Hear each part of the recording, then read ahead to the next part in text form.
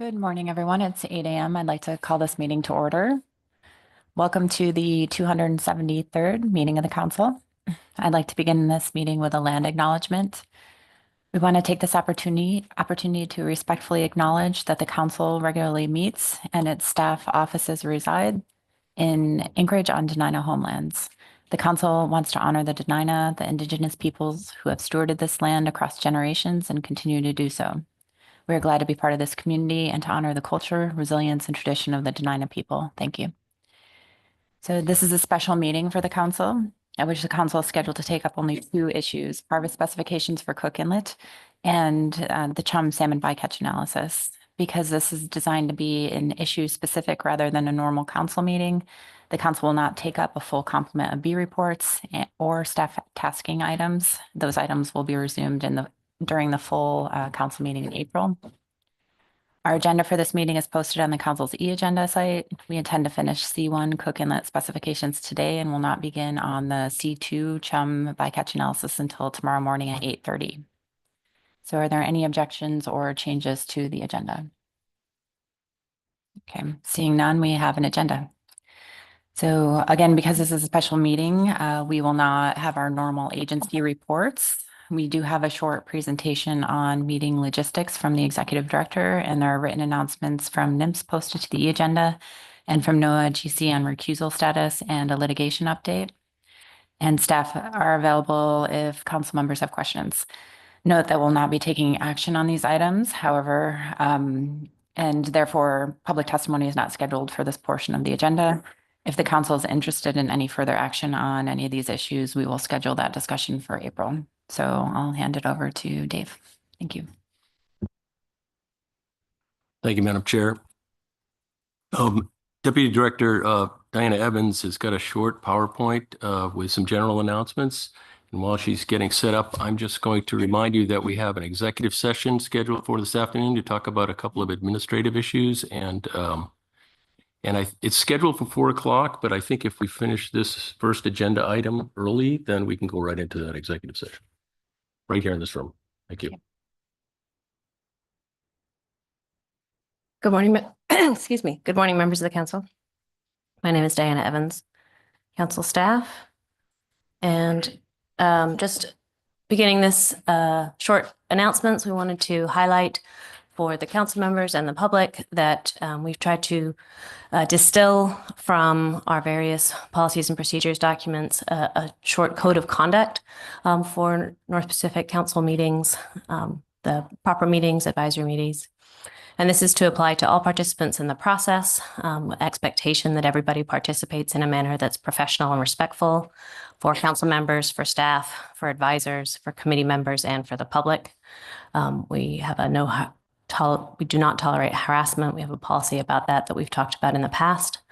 And then we are also asking all council participants to be responsible to hold each other to the following ground rules: to treat everybody with respect, to listen and seek to understand differing views or opinions, represent information honestly and openly, and to refrain from using offensive, disrespectful, or derogatory language, or personal or organizational attacks or insults. And so we have procedures identified in our various policy documents that are linked here and also posted online if there needs to be reporting of other behavior other than this. So one other just reminder to everybody participating in this meeting: the meeting is being recorded, and we will have some presenters and testifiers participating remotely during the course of the meeting. Oops.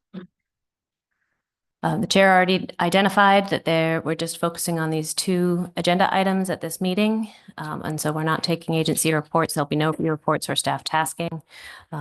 Executive Director already mentioned executive session.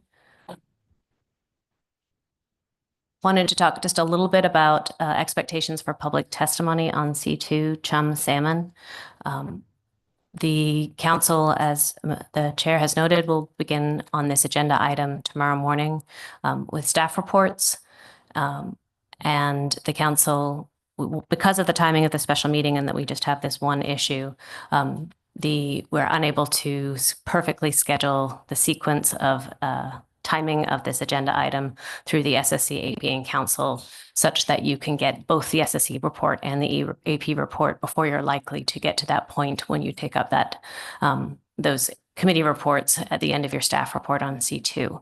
And so because of that, because the AP may still be working on its deliberations tomorrow when it's time for you to take the AP report on C2, when you would normally do that, we want to announce and alert the public to the fact that you might begin taking public testimony on C2 before the AP concludes its deliberations and before you get the AP report. We are asking members of the public to sign up for testimony today. That should be tomorrow, excuse me, but on Friday or today or tomorrow, if you want to testify on C2 to the council so that the chair has the best ability to assess how well to ensure that everybody has a chance to speak during this, on this agenda item who wants to. And once we find out more about the specific timing of when the AP will conclude its action on C2, the chair will make an announcement. But it is specifically about when the list for signing up for C2 public testimony is closing. But the message for right now would be to encourage everybody to sign up by tomorrow to ensure that you have that opportunity to testify to the council. And just to highlight that if we do, the chair does have the ability within our procedures, as I say, to adjust testimony time limits if necessary to ensure that everybody has the opportunity to be heard. This is just a slide because we have this posted. This is a reminder to everybody that we do sign up through the e-agenda. And we'll make sure we also have staff who can help outside if there's anyone has trouble with that, signing up. Just a couple other announcements. We wanted to welcome our new administrative staff. You might have seen her. She's working in the advisory panel. She might be over here towards the end of your meeting. But Serena Reeves has joined our staff. If you see her around. This is the first meeting of the year for the SSC and the AP new membership. You appointed new members and reappointed members at the end of December. And so they did election of officers. And for the SSC, Dr. Sherry Dressel was reelected as co-chair along with new co-chairs Ian Stewart and Jason Gasper. I will note, though, for this meeting, you'll see get the SSC report from Dr. Franz Muter, last year's co-chair. Because Dr. Sherry Dressel was unable to attend this meeting, they had made plans that he would cover this first meeting of the year. Vice Chair, again, Allison Whitman. And then in the advisory panel, Shannon Carroll as chair and Heather Mann has been reelected as vice chair with Chelsea Riddell as the second vice chair, replacing Paul Wilkins. And then just a final announcement. Because we aren't having staff tasking this meeting, we wanted to just alert you a little bit about future meeting planning. We're, planning to meet in April in Anchorage and in June in Newport, Oregon. You will be getting an email from the staff next week at the conclusion of the meeting with information about booking travel for Newport. Because it's a summer meeting, we want to make sure that we book that in advance to ensure the best possible rates. So just trying to alert you that that's coming in your inboxes. We ask you to act on that when you receive your information. And I guess logistically, we will be serving box lunch for council members in a different room all the days of this meeting. I believe that's all I have for announcements. Thank you. Thank you, Ms. Evans. Ms. Kimball. Thank you. Ms. Evans, on the last slide, the topics under the April agenda, were those specific to the SSC agenda and not the council agenda? I just wanted to clarify. Through the chair, Ms. Kimball, yes, you're right. Now, I don't have them up here, but I suspect that I forgot to update those for the council. Thank you for that. Thank you, Ms. Evans. Anything else, Mr. Witherall? I would just note that the schedule and agenda for the April meeting is posted. Preliminary draft. Thank you. So before we move on to staff presentation on C1, are there any questions on the written reports, NOAA GC or NIMS management reports? Okay, seeing none, I think we're ready. Dr. Stram. Good morning, Madam Chair, members of the council, Diana Stram, council staff. Dr. Brennan and Mr. Lambert will be coming up in just a minute to provide you the presentation and an overview of the other staff that are available in the room and online for this agenda item. I'm just going to walk you through some of the information in your action memo in terms of the action before the council on this agenda item. You will be receiving a presentation on the 2025 preliminary salmon stock assessment, the SAFE report. Your actions then would be approving the SAFE and then recommending final 2025 harvest specifications. This includes the tier level OFL and ABC that have been recommended by the SSC. I believe that you have a time certain for your SSC report at 1 p.m. So as Mr. Witherall indicated, this presentation may end prior to the availability of the SSC report. You will also be recommending the total allowable catch levels for each of the 7 species in Cook Inlet.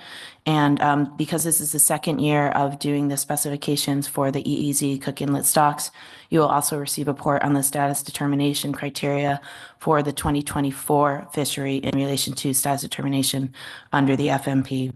One other thing that I would note for you, there's a table on page 2 of your action memo that provides you the 2025 recommendations from the SAFE team. And that's what they'll be walking through in their presentation. Also posted to your agenda item is the EA for setting the Cook Inlet harvest specifications. This is the NEPA document that's used to support proposed and final harvest specifications.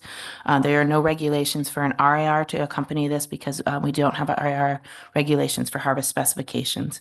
I would also note that all the economic information used to inform Amendment 16 to the Salmon FMP is provided in the EA-RAR, is referenced in the the EA-RAR for Amendment 16 is referenced in the EA and supports the economic information that is available to support harvest specifications. With that, if there's no questions, I bring up Dr. Brennan and Mr. Lambert to provide you the overview of the presentations.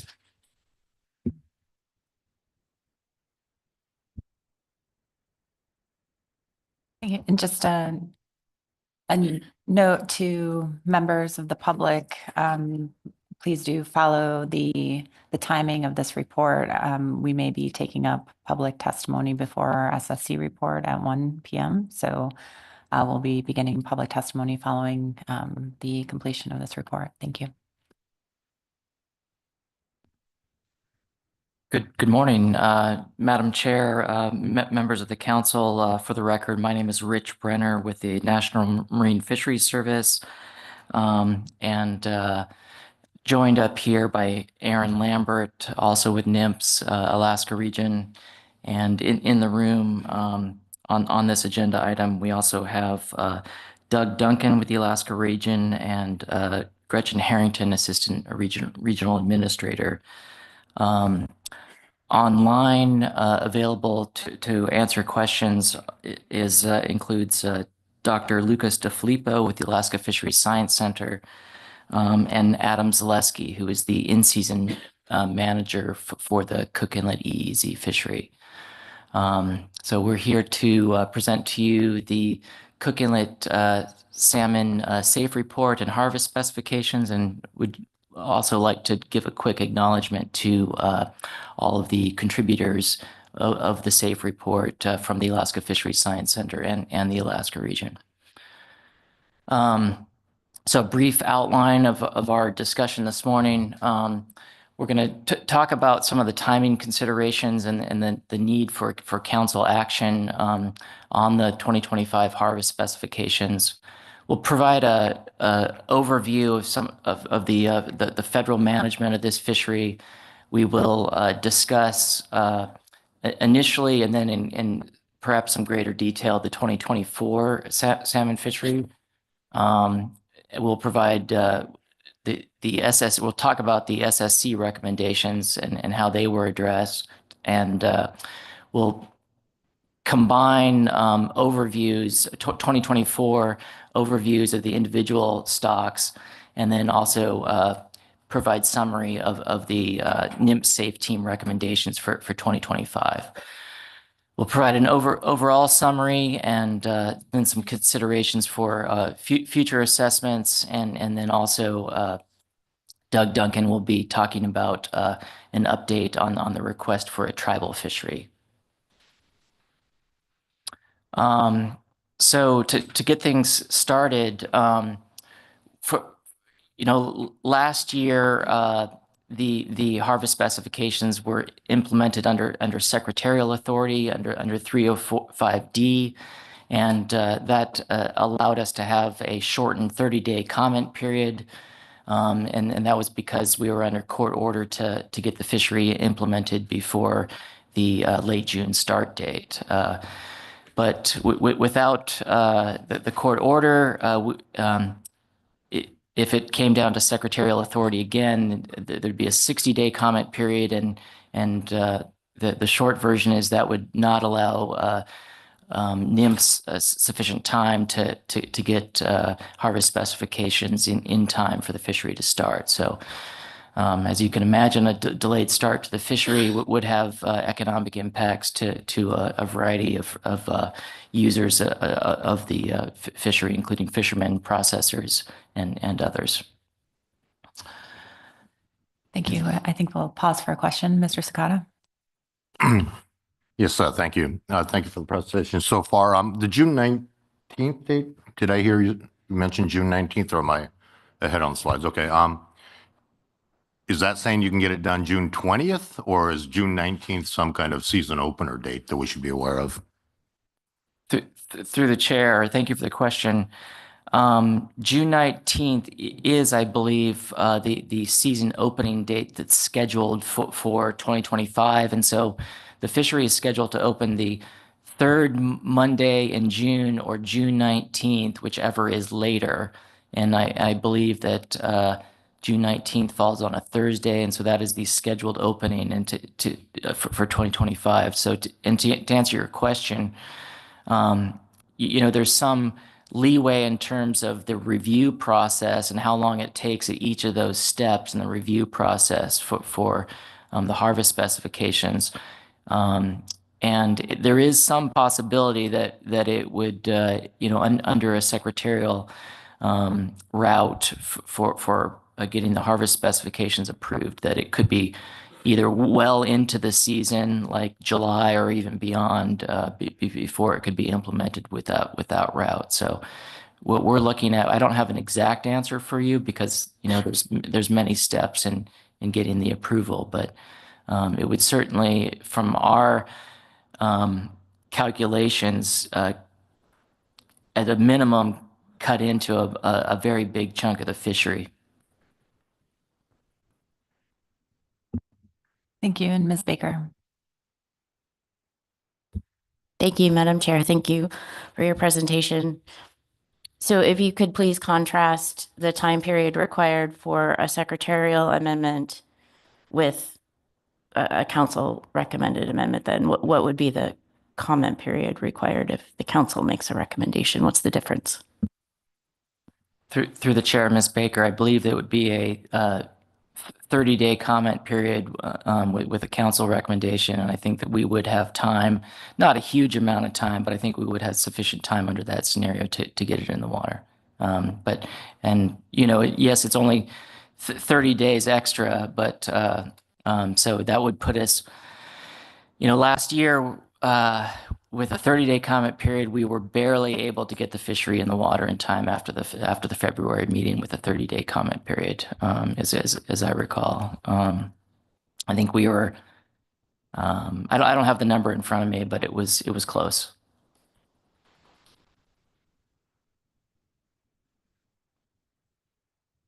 Yes, and Ms. Kimball? Thank you, Dr. Brenner. And so I guess I just wanted to drill down into those extra steps, just because on its face, since it's February 6th, it's hard for the public to understand why a 60-day comment period couldn't be included and still start a fishery in mid to late June. If this isn't appropriate for the presenters, maybe Mr. Kurland, but I think on its face, it doesn't seem to make a lot of sense. Through the chair, Ms. Kimball, Doug Duncan pointed out that the harvest specs last year published on June 18th. So we made it by a day last year, with a 30-day comment period. So, I guess we'd be looking at we'd be looking well into July under a 60-day comment period if all went well. And we really hustled last year, so there's possibility for leeway either way on that scenario. Thank you.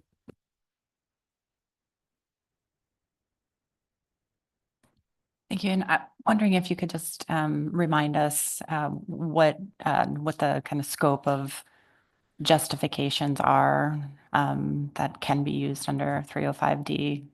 Your first bullet says you won't have justification. So wondering if you could expand on that. Through the chair, perhaps Mr. Shane could handle that one, or Mr. I Carroll. can start, and we'll see if I need help. So last year we did this rulemaking to specify, well, to provide the harvest specifications under Section 305D, which is a general rulemaking authority that the Secretary has. As a policy matter, NIPS does not make it a practice to use that authority for items that are coming from a council, preferring to proceed under the normal rulemaking route. Because we were under a court order last year, we had that sort of that additional incentive, that additional need to make sure that we were in compliance. And so we were able to get approval from NIMS headquarters to use 305D, even though that is unconventional. But typically with any secretarial rulemaking, we would use, I believe it's 304C6, which specifies a 60-day public comment period.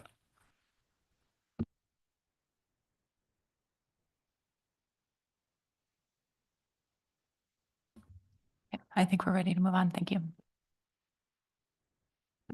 Thank you.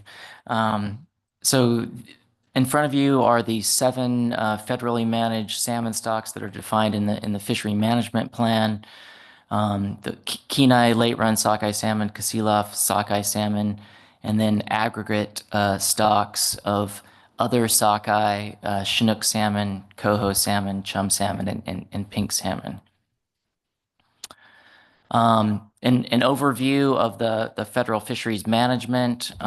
Again, the season is the first opening of the season is scheduled the third Monday in June or June 19th, whichever is later. And from June 19th to July 15th, there are 2 openings per week, Monday and Friday, 7 a.m. to 7 p.m. In order to conserve coho bound for the Northern District, in particular, from July 16th to July 31st, the fisheries only open Thursdays from 7 a.m. to 7 p.m. And then from August 1st to the 15th, it's again open Mondays and Thursdays from 7 a.m. to 7 p.m. The fishery is closed by regulation when any of the TACs are achieved or exceeded, or there's in-season indications of a run failure, or the fishery closes by regulation on August 15th. Fishing can occur in either the EEZ via drift gillnet or state waters on each day, but not on the same day. And so, in order to begin fishing in the EEZ, there cannot be fish on board. And fish must be landed, in other words, before fishing elsewhere. EEZ fish must be landed before fishing elsewhere. A federal fishing permit is required, and there's also a VMS requirement for fishery participation.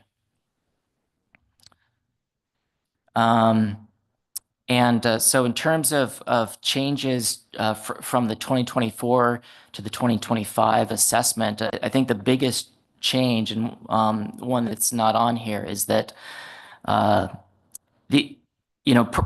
to 2024, all of our historical harvest are from the EEZ that are mentioned in the SAFE are estimates. We've never had, prior, unless you talk about prior to Alaska's statehood in 1959, we don't have harvest records, and so from the EEZ. So historical harvests, our estimates, that would have occurred in this area had there been an EEZ fishery. But as of 2024, we can now use EEZ specific harvest for our future assessments.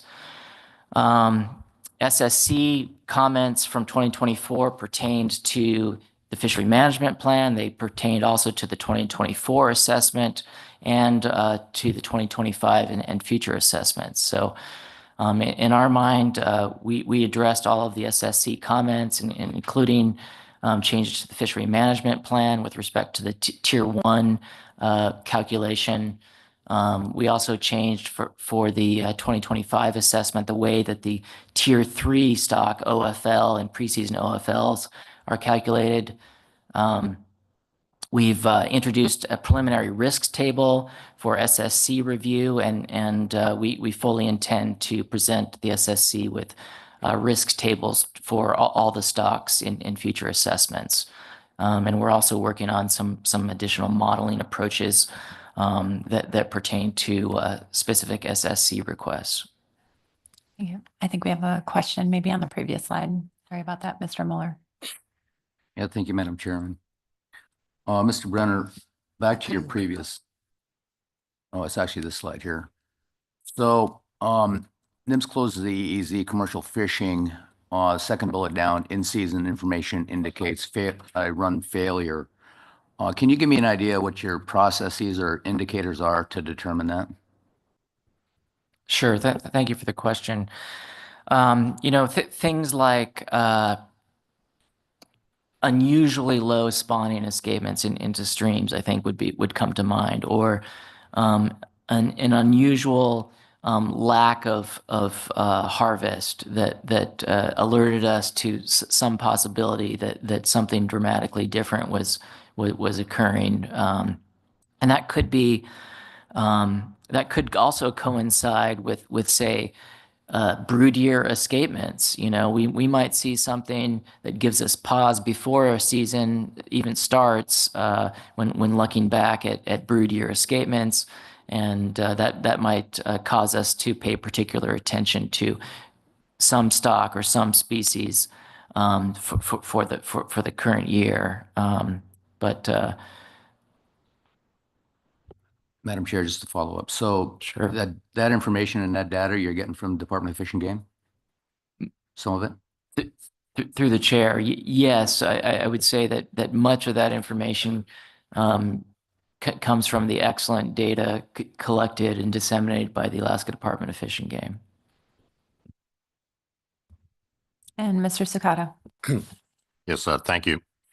To follow up a little bit on Mr. Muller's question, when you say that there may be like a weak run in a stream, I noticed that we're aggregating stocks like chums, cohos. So if one individual stream, for example, had a very low escapement, would that trigger something, or would you be looking at it through the aggregated stocks?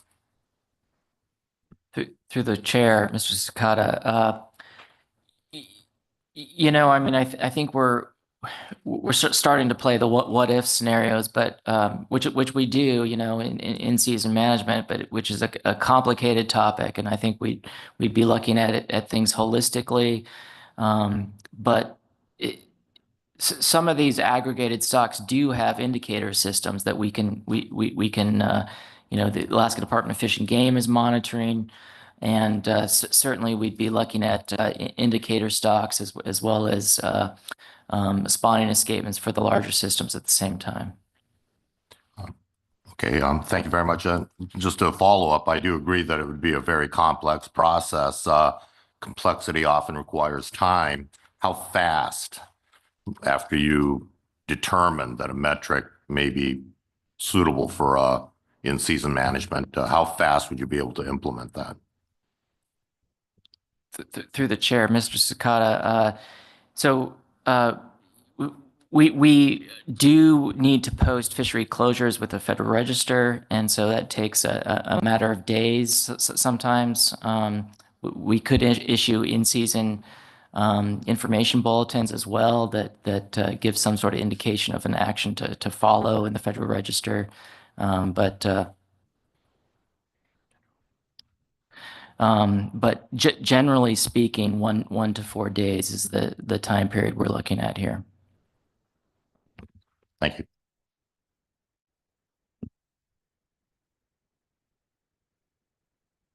I think we're ready to move on. Thank you. So let's see, we covered SSC recommendations, and the short version is that in our view, I think we've addressed the SSC recommendations from 2024 and look forward to addressing additional SSC recommendations from the 2025 assessment. So starting off talking about the 2024 Cook Inlet EEZ fishery, and again, we'll get into when we cover the individual stocks, we'll also provide information on those. We'll get into a little bit more detail on the individual stocks and how it went in 2024. But in general, our view is that management went pretty smoothly in 2024. It was a little bumpy road getting to that. And again, we had all hands on deck trying to shepherd the harvest specifications through to completion before the implementation of the fishery. And again, they published, just before the fishery was scheduled to start. And it was a real team effort to get the fishery started, including, Office of Law Enforcement, U.S. Coast Guard, in terms of enforcement, Alaska Fisheries Science Center staff, and a whole lot of people from NMFS Alaska region, all worked very hard to get this fishery started. No tax were exceeded in 2024. No overfishing occurred for any stock, and our recommendation is that no stocks were overfished. I will point out that for coho salmon, we had incomplete spawning escapements for 2024, and weirs wash out, and that's pretty common for coho and other species. But our assessment, based on our assessment, neither coho nor any other stock were overfished in 2024. We do thank the Office of Law Enforcement for uncovering a reporting issue for Chinook salmon. In total, 31 Chinook salmon were reported harvest during 2024. And Office of Law Enforcement and other enforcement partners will be back out on the fishing grounds during 2025. This is a slide that in particular emphasizes that point. We have the NMFS managers have very regular contact with the Office of Law Enforcement during our twice a week meetings. OLE staff are an integral part of our meetings, and they have a standing invitation, and they speak at every one of our meetings and provide an update. In 2025, OLE and their enforcement partners will be back out on the fishing grounds, so they will operate at sea, at dockside. They will be conducting air patrols. They'll be in fishery processing facilities, and that would also include members of NMFS monitoring staff as well. And OLE and their enforcement partners will be conducting boardings as well. In addition, NMFS and OLE will be conducting outreach, emphasizing that the full retention requirement for this fishery to fishery participants. And the question, Mr. Twite. Thanks, Madam Chair. Dr. Brenner, how confident is NMFS that Chinook TAC was not exceeded in 2024? Through the chair, Mr. Twite, how confident? We don't have indications that Chinook TAC was exceeded during 2024. If we had strong indications that it was exceeded, we would have closed the fishery. But lacking strong indications, what we have are 31 Chinook salmon that were reported harvested. The, typically with harvest and TAC, harvest includes our best estimates of, at least ground fish that weren't necessarily landed. Harvest includes our best estimates of discards, as well as any, illegally harvested fish. I think that 31 you're showing us is only the legal harvest, is that right? Through the chair, Mr. Twite, the 31 would include, it does include fish that may not have initially been reported harvested, but were reported thanks to the Office of Law Enforcement.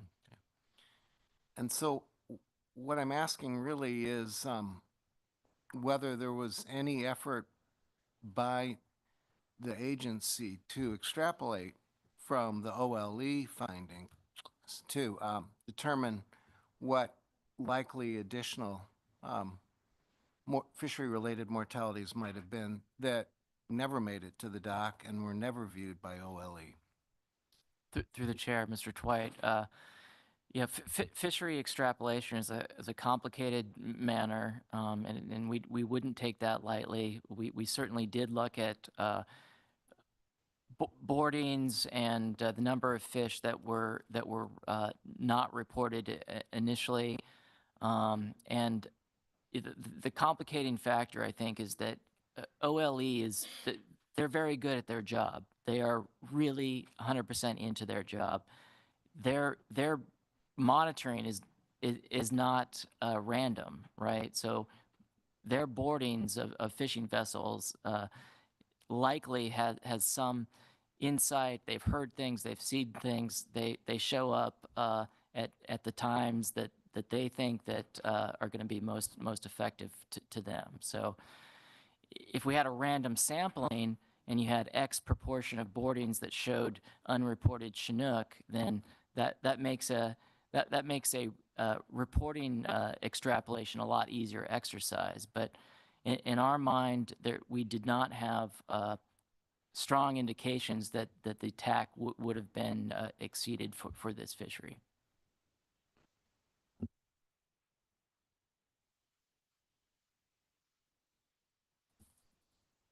Thank you. Thank you. An overview of the 2024 EEZ harvest relative to TAC and the ABC and the preseason OFL. A total of 324,837 sockeye salmon were harvested versus a combined TAC of 492,100. Again, 31 Chinook salmon were reported harvested, 4,432 coho salmon harvested in 2024, 28,832 chum salmon, and 6,249 even year pink salmon.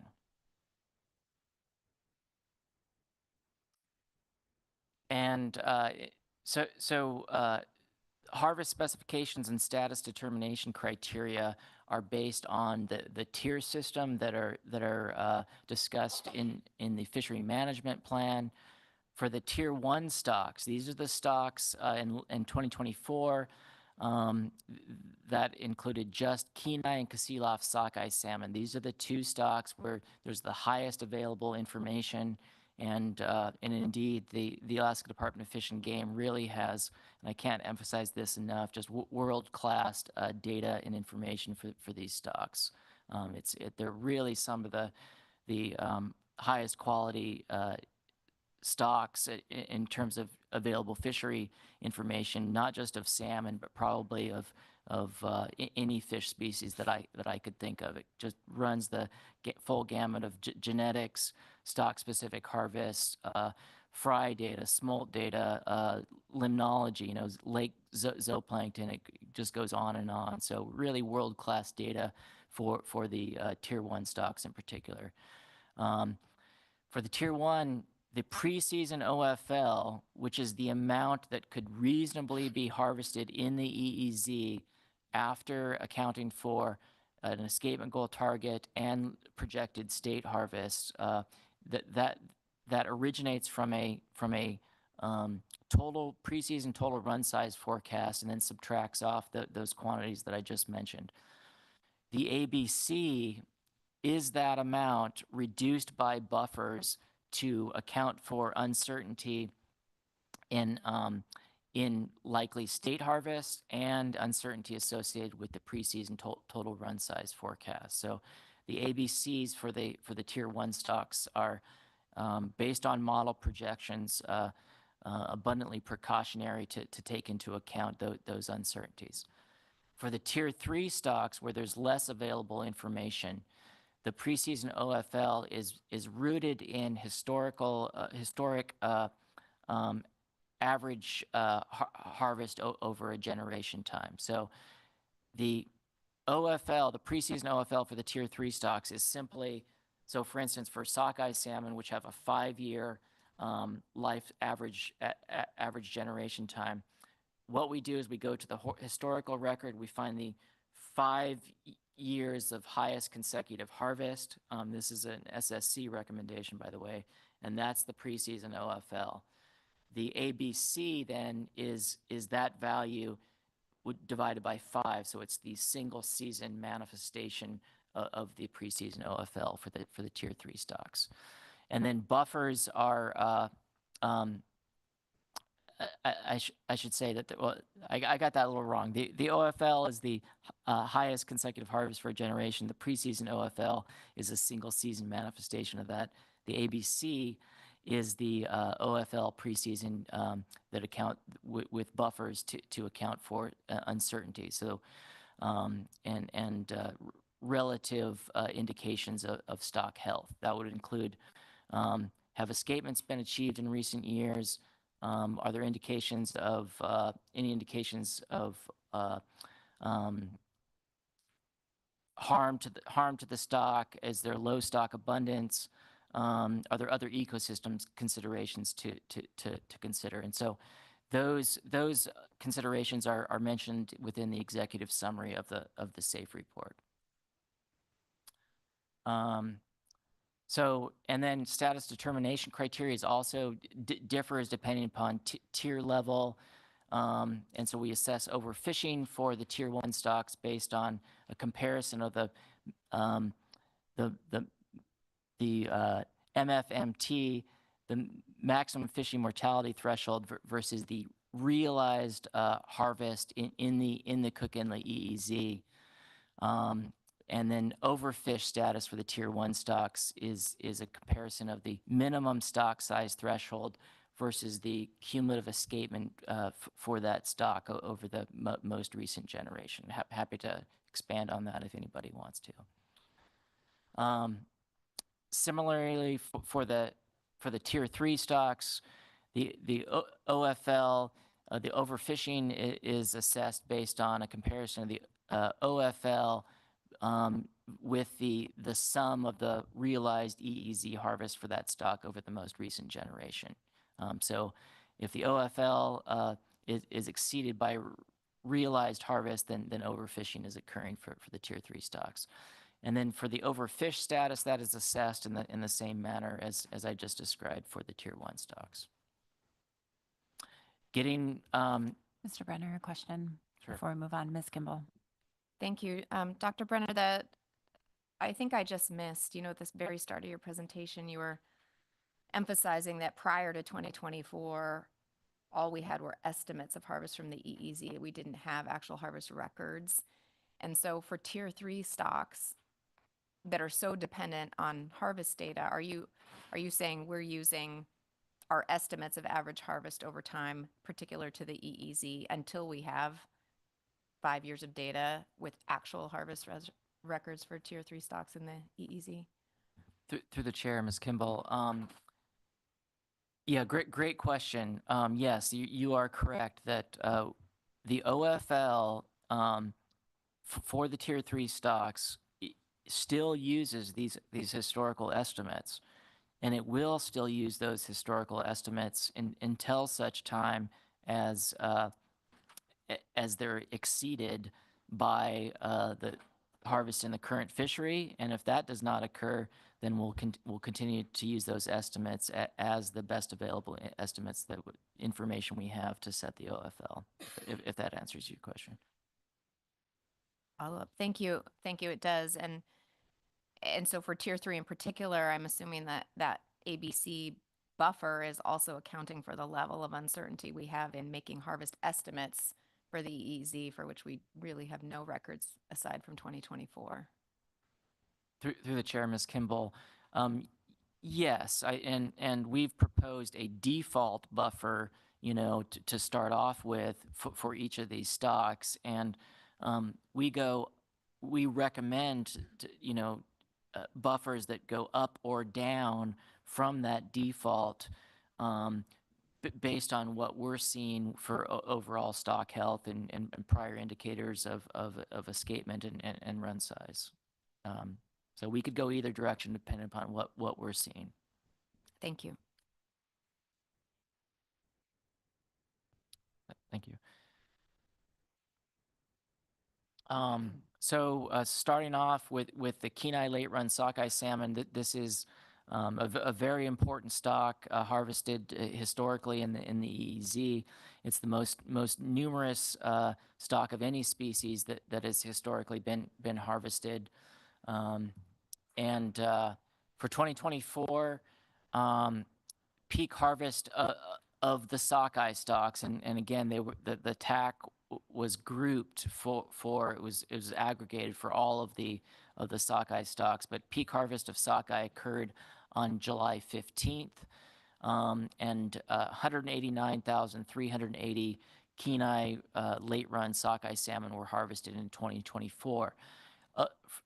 For that estimate, that does use Alaska Department of Fish and Game genetic stock composition estimates to come up with that. So we take the total amount of sockeye, and then thanks to Alaska Department of Fish and Game for providing that genetic stock composition estimate, we use that estimate to come up with the proportion of Kenai late run that were harvested from the total sockeye.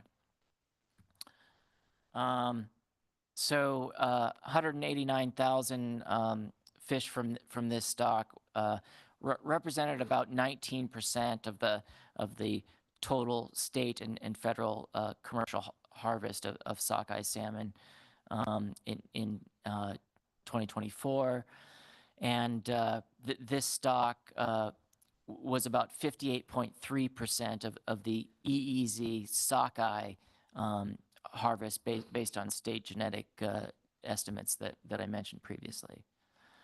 Moving on to 2025, NIMS is projecting a total run size based on our somewhat naive models relative to the state's more informed models of 3.45 million. But I will say that last week, the Alaska Department of Fish and Game came out with their somewhat more informed estimate of 4.16 or 19 million, something like that. So, many hundreds of thousands higher than the assessment team's estimate for projected harvests. So, in other words, the state, the federal and state preseason forecasts are for pretty robust run size, with the state projection being somewhat higher.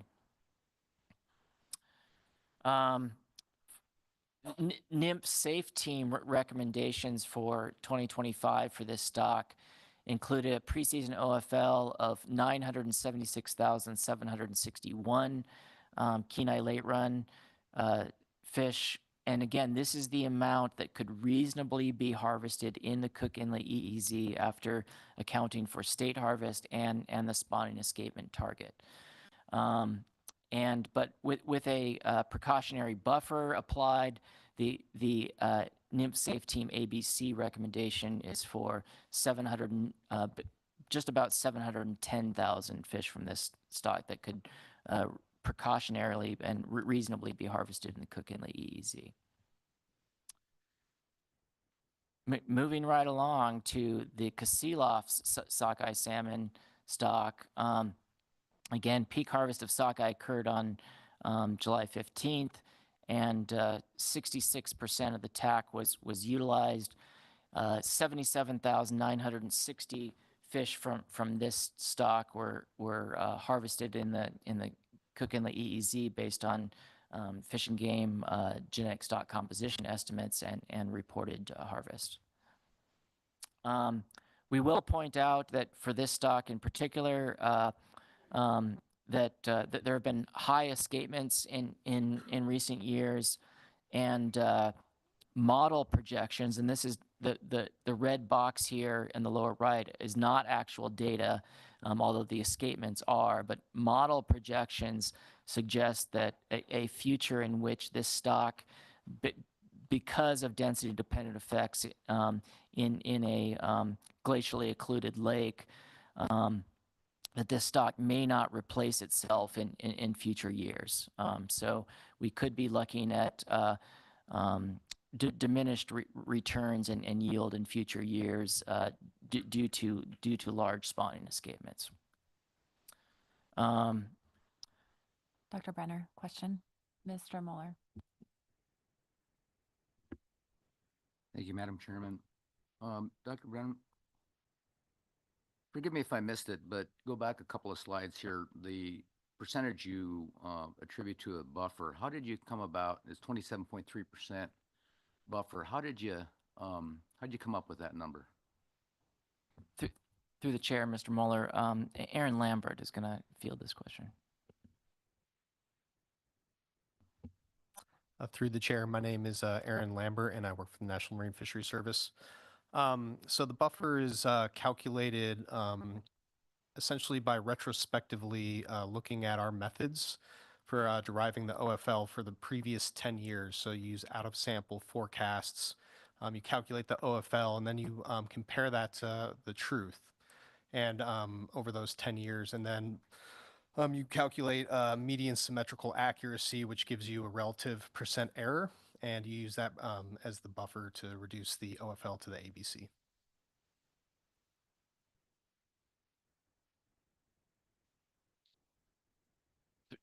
Through the chair, Mr. Mueller, just to add to that also, we only consider over forecasting, and so it's I would suggest that it's abundantly precautionary because of that approach that we've taken, and we'll continue to refine that in future years as well as per SSC recommendations.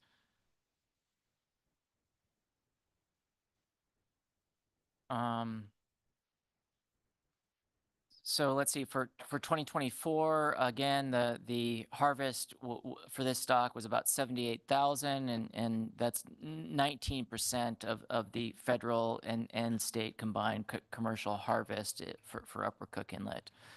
For 2024, also that was about 24% of the EEZ sockeye salmon harvest was on this stock. For 2025, we're projecting, the NIMPS Safe Team is projecting a total run size forecast of 1.31 million.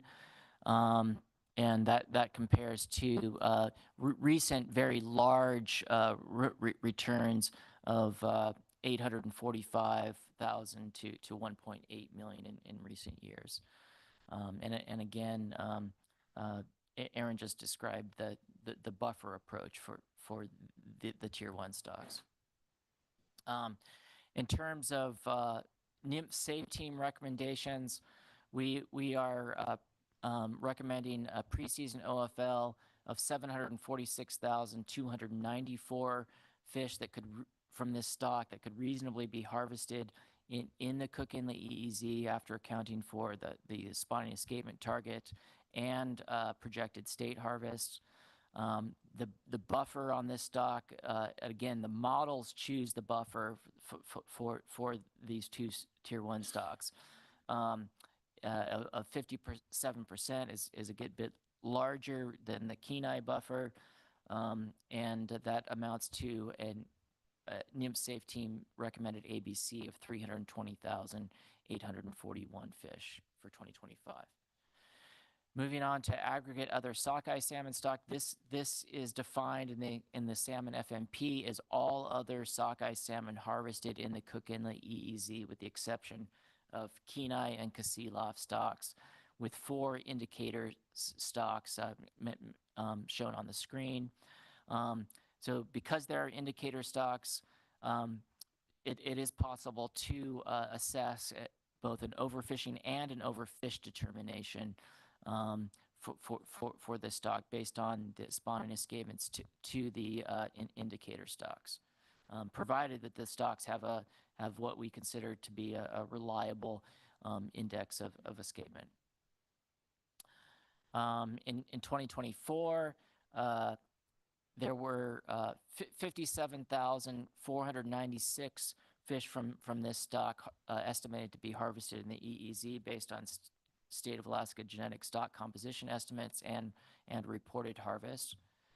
So that again amounts to about 18% of the state and federal commercial harvest for this stock. I think for this stock in particular, for all commercial, relative to all commercial harvests.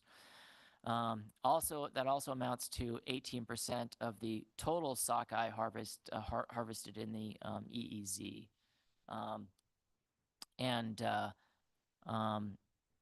We will point out that last year I think we were talking about the stock at this with this body, and we were discussing what the total run size is. My recollection is for this stock, and so we went back through Fish and Game estimates, Alaska Department of Fish and Game estimates, and our reassessment of this stock for 2025 is that it's similar to or even somewhat larger than the Kasilof sockeye salmon stock, and we reference in the SAFE report recent preseason harvest projections from the Alaska Department of Fish and Game that we base that assessment on, and we'll continue to refine estimates for this stock in particular, because this stock, the aggregate stock, is in our view the closest to being considered for a tier 2 designation in the future, and we are not recommending that for 2025. I'm not sure we'd even recommend it at all, but it is as close as any stock to being considered in the future for a tier 2 designation. So for 2025, we are recommending a 15% buffer and an ABC of 154,000 fish that could be harvested in the EEZ. Again, preseason OFL is 181,351 based on the tier 3 methodology, a buffer of 15%, and the resulting ABC of just over 154,000. Moving on to the aggregate Chinook salmon stock complex, this includes all Chinook salmon harvested in the EEZ with an average generation time of 6 years. As per the salmon FMP, the indicator stock is the Kenai late run large stock. So the Kenai River Chinook stock, late Chinook stock, and it's a what we call a large fish goal from the state of Alaska, which includes only Chinook salmon that are larger than 75 centimeters mid-eye to fork. So because there's an indicator stock, it does allow for an assessment of an overfish determination. Peak harvest of Chinook salmon occurred on July 11th. 12.9% of the TAC was utilized utilized in 2024, again, that was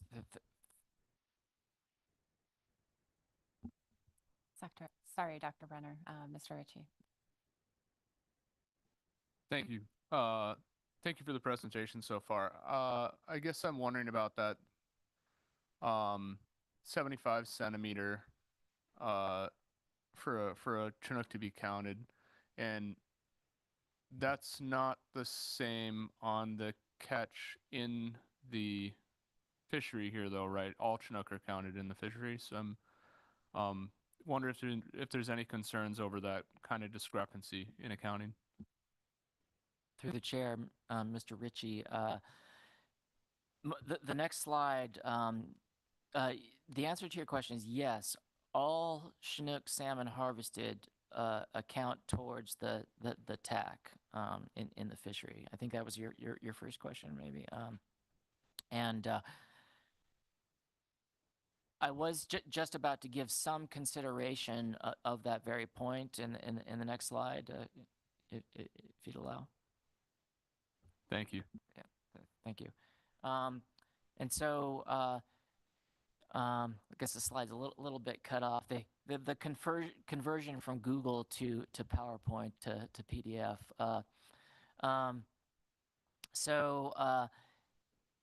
Yes, so we started thinking about this, and you know, the indicator stock is only large fish, and so you know, we don't have lengths for the fish harvested in the EZ, so we did for 2024 just count everything towards the TAC. But what we did do is we had of the 31 reported harvested, we had weights for 21 of those fish, and we looked at the weights, and we did some conversion.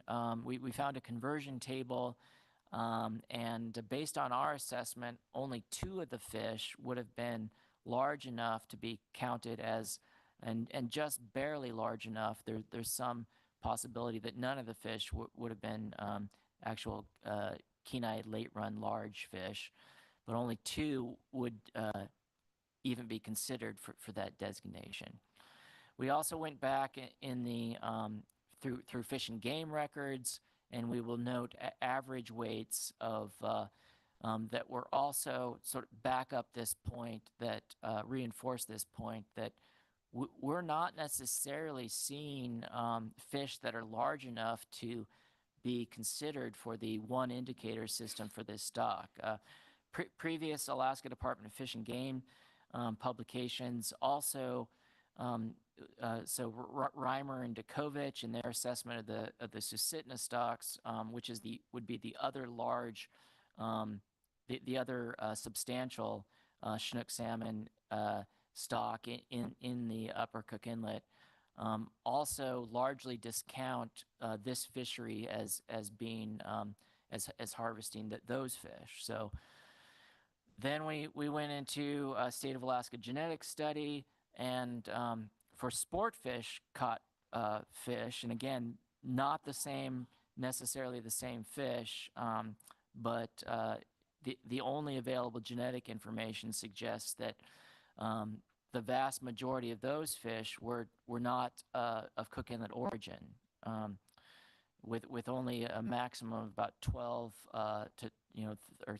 13% being from the Kenai River. So all available information in our reassessment for 2025 suggests that that the indicator stock is perhaps not really a substantial part of the harvest.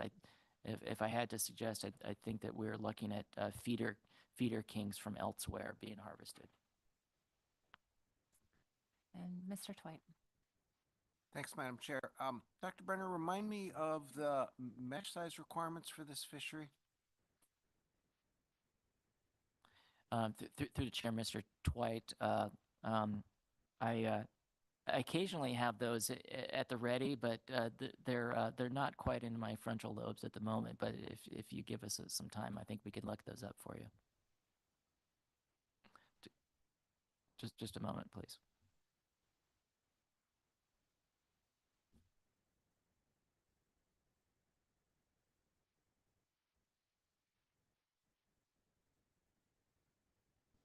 Thank you to Doug Duncan for looking them up. The mesh requirements are no greater than 6 inches.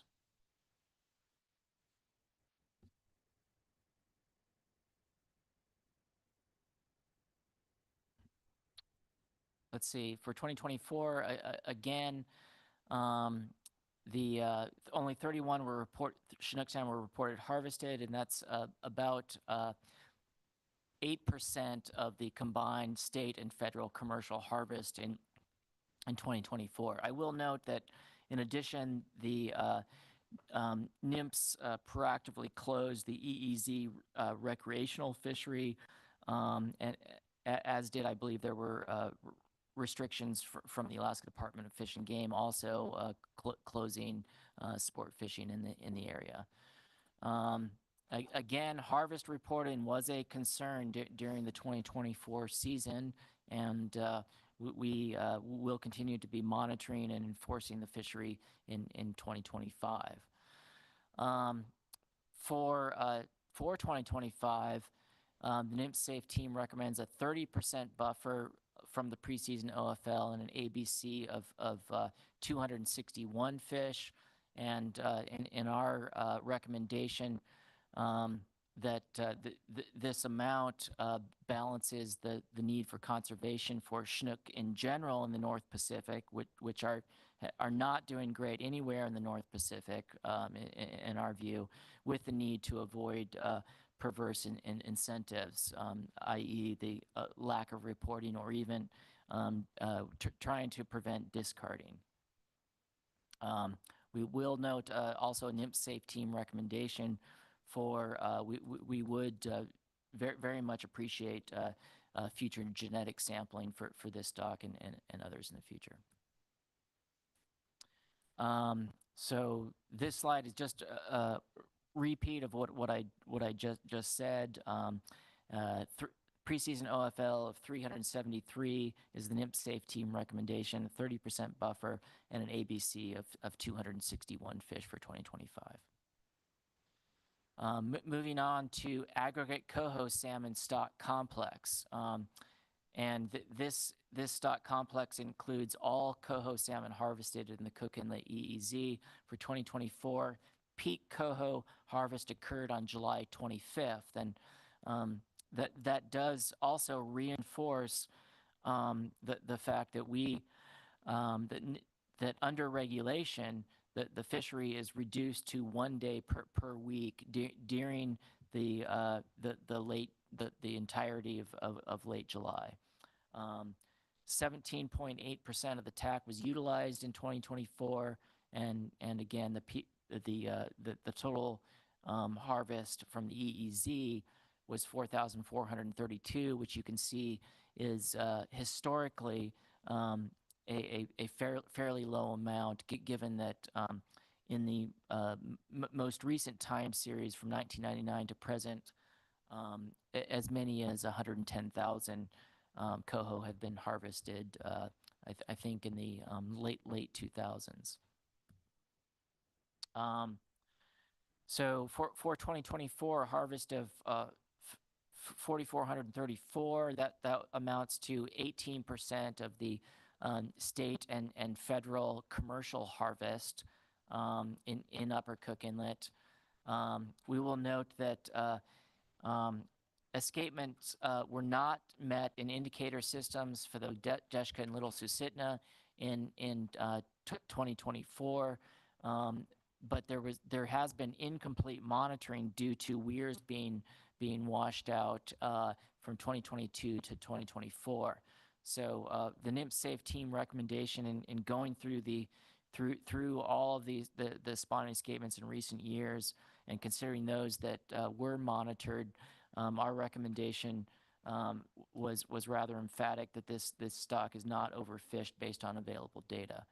The NIMS Safe Team initially recommended a 90% buffer and an ABC of 6,700 in fish for an ABC in 2025. I do believe that the SSC will be recommending a reduced buffer of 75% in their testimony coming up this afternoon. For the NIMS Safe Team recommendation, that would have been one of the lowest, would have amounted to one of the lowest harvests in the last 24 years. Regardless of what value the council recommends, the NIMS Safe Team recommendation does include the fact that there have been low spawning escapements in recent years, very low harvest in 2024. We do see that coho are susceptible to harvest based on their size, and they are a preferred prey item of Cook Inlet beluga whales. At the same time, there are no coho salmon stocks of concern listed by the state of Alaska. Only 18% of the harvest, commercial harvest, occurred in the EEZ, and also on the precautionary side, the coho are allowed throughout the end of July to pass through the EEZ 6 days of the week, with only 1 day of week available for harvest. So overall, NIMS Safe Team recommendations are preseason OFL of 67,000 approximately. Again, we recommended initially a 90% buffer and a ABC of 6,700 for 2025, and I do believe the SSC recommendation will be for an ABC somewhere around 16,000. For aggregate chum salmon stock complex, this includes all chum salmon harvested in the EEZ. Peak harvest on this stock occurred July 11th. 29% of the TAC was utilized, and that resulted in a total harvest of 28,832 for 2024. In the NIMS Safe Team recommendation, our recommendation is that this stock and species is less of a conservation concern relative to most other species, with perhaps pink salmon being the lowest conservation concern in our mind. Although we also note that the size of chum salmon does make them susceptible to gillnet harvest, and we also noted in our assessment that there appear to be fewer chum salmon streams in Upper Cook Inlet, and this is really a sort of an eyeballometric assessment that relative to any other species. We noted the paucity of chum salmon streams, and we did recommend a slightly higher buffer than what we would call the 15% default. So we recommended a 20% buffer simply because we are seeing fewer chum salmon streams relative to other species, and so that amounts to a recommended ABC of about 78,000 for 2025. Moving on to the last stock, the aggregate pink salmon stock complex. Again, this would include all pink salmon harvested in the EEZ. Peak harvest occurred July 15th. 5.1% of the even year pink salmon TAC was utilized, and that amounts to 6,249 pink salmon harvested in the Cook Inlet EEZ. And I will note that pink salmon have distinct even and odd brood lines. As best as anyone in the world can tell, there's no interaction, genetically at least, between even and odd brood lines, so they are assessed in a separate manner in the NIMS Safe report. Let's see, and so for 2024, the total realized EEZ harvest of 6,250 pink salmon amounted to approximately 36% of the state and federal combined commercial harvest in Upper Cook Inlet. The NIMS Safe team for 2025 recommended the lowest buffer of any species or stock, and that would amount to a recommended ABC of 52,357 for the odd year brood line in 2025. The low buffer in our assessment was recommended based on the fact that these fish appear not to be targeted in the EEZ. It's our assumption, at least, that they are harvested incidentally, but that their small size makes them considerably less susceptible to gill nets that target sockeye salmon. So this slide is table 2 of the executive summary of the NIMS Safe report, and this is a summary of all 2025 NIMS Safe team recommendations. I will say that we had considerable discussions with the SSC about basing the status determination criteria and the resulting harvest specs on either the point estimate of SMSY, which is the number of spawners for the tier 1 stocks to result in the highest yields in the future, or based on the state's lower bounds.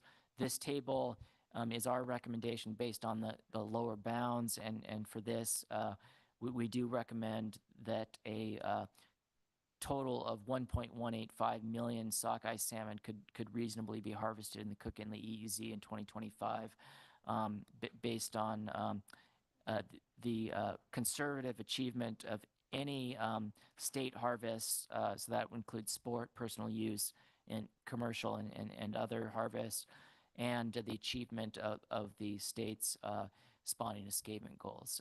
I suspect that the SSC might come back with a different recommendation for the tier 1 sockeye salmon stocks, and we look forward to seeing their recommendation. And then just to recap, our recommendation is for an ABC of 261 Chinook salmon, 6,700 coho salmon, 78,000 chum salmon, and 52,357 odd year pink salmon in 2025. Bullet points for this that we focused on is that in our assessment, there's substantial potential yield available for the sockeye salmon stocks to be harvested in the Cook Inlet EEZ in 2025. Again, we initially proposed recommended a 90% buffer for coho salmon based on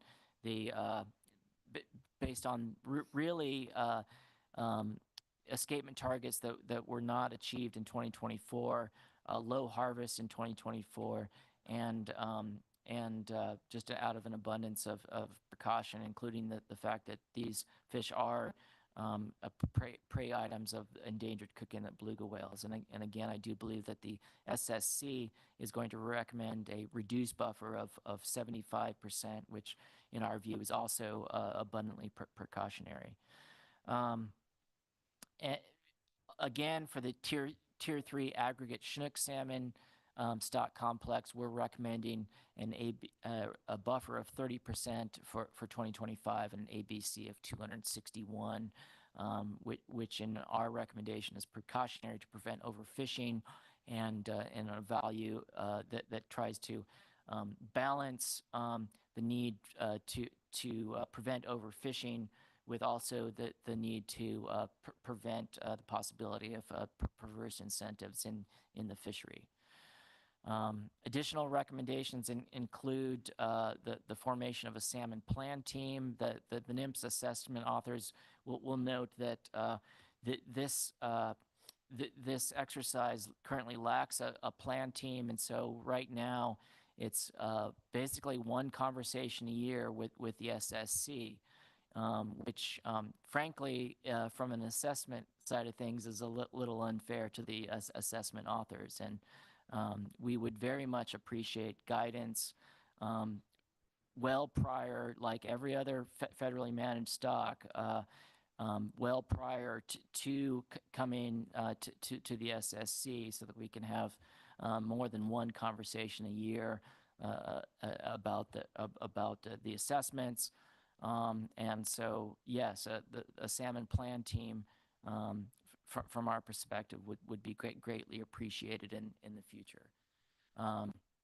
We also, in the SAFE report, recommend studies of alternate fishery methods.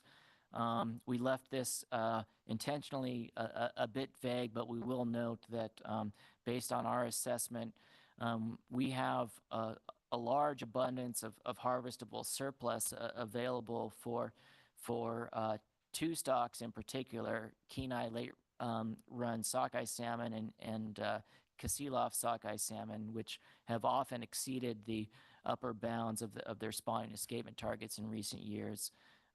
But you know, we also realize that there are stocks that are simultaneously harvested in this mixed stock fishery, where the need for conservation is very real. And so it's a complicated matter, and caution is certainly warranted to ensure that overfishing does not occur on stocks of less abundance and stocks where there's less information available. And our recommendations have attempted to do that for 2025. We also note the need for genetic sampling of EEZ harvests, and that could shed some light on stock of origin for Chinook and other species. As Dr. Stram has noted, the harvest specifications are accompanied by an environmental assessment, which analyzes the full scope of harvest alternative harvest approaches, from essentially zero harvest up to harvest TAC being set at the preseason OFL. And under that scenario, there would be, you know, theoretically no buffer between the preseason OFL and TAC. So our preferred alternative is one where the TACs are set below the acceptable biological catch, and so various aspects of the you know, environmental and human dimensions are analyzed in the EA for your review. I do believe that Dr. Stram is going to and Mr. Duncan are going to take the next two final slides. Thank you. Oh, Thank you. Ms. Kimball has a question. Thank you. I had a question, Dr. Brenner, on your, it was a pretty quick statement about needing genetic sampling in EEZ harvest. Is this just like a wish list at the end of this slide, or are there efforts underway to do that the council should be aware of? Through the chair, Ms. Kimball, at this point, this is a wish list that would assist us as federal managers in you know, I think we've got buffers in place right now that are abundantly precautionary in our recommendation. But yes, there are things on our wish list, and that would be included. Thank you. Thank you. And then, the other, because it didn't look like we were going to go through the EA, or are we, Mr. Duncan? Okay. So just to refresh, which data or which management tools do we have available to us, either preseason or really early in the season, in order to modify our EEZ harvest specs if we start to see indications that the run is really not what we thought it was going to be, which happens often in salmon and more often in recent years? Or are we still not able to do that, and we're just relying on the pretty conservative buffers that you outlined in your presentation? I just wanted to see where we are. Through the chair, Ms. Kimball, you know, I think the answer to your question is that we are reliant largely on Alaska Department of Fish and Game in-season data for escapement monitoring, We do look at their harvest throughout the season. And our buffers do account for a precautionary approach. We also look at, for some stocks, things like brood year escapement. So, for sockeye and other species that come back several years later after spawning, we do look at spawning escapements. Were they achieved for these stocks for prior years? Were they not achieved? And we attempt to factor that into our buffers. Thank you, Madam Chair, through the chair. So we are relying on the buffers and being conservative in order to ensure that we're not really missing the mark on any of these stocks. Through the chair, Ms. Kimball, yes. And Mr. Swipe. Thanks, Madam Chair. Dr. Brenner, follow up to Ms. Kimball's first question. When you described the need for some additional genetics work, you did reference Chinook, and I think I understood why. You didn't reference whether or not there was any possibility in your minds of also doing some work on sockeye to see if there's any spatial segregation anywhere in the federal waters, at least, that would allow spatially based management then to potentially separate the lower productivity, lower allowable harvest rate stocks from the higher productivity, higher allowable. Through the chair, Mr. Twite, yes, and there, I don't have them in front of me, but there have been, thanks to the Alaska Department of Fish and Game over the years, there've been, and again, for Kenai and Kasilof and aggregate other sockeye salmon in particular, the state of Alaska has collected a really marvelous historical data set of sockeye genetics in Upper Cook Inlet, including the central district where the Cook Inlet EEZ is located. We will continue to, I don't have them in front of me right now, but we'll continue to look at not just spatial segregation, but also temporal segregation in terms of run time in the future.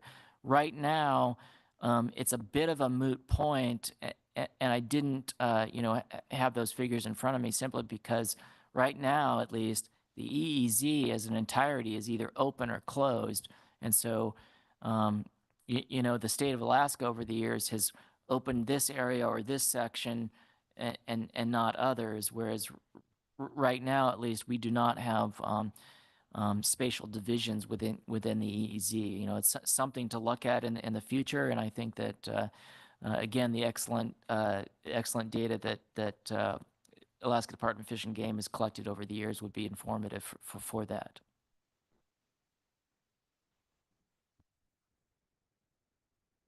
And then one last question just regarding the SAFE report in its totality. I'm curious about the agency has an ecosystem-based fishery management policy, and I'm just sort of curious about your perspective on where and how that policy applies to the Cook Inlet SAFE report. Through the chair, Mr. Twite, thank you for the question. In the SAFE report, like if, for instance, if you look at coho salmon, we're noting that they're a preferred prey item of Cook Inlet beluga whales. We do look at, as humans are a part of the ecosystem, we look at harvest in other parts of Upper Cook Inlet. There are fishers all throughout Cook Inlet, not just in the EEZ. There's, personal use, subsistence, sport fishing. We do realize that salmon are consumed by a variety of predators, which we note in the SAFE report as well.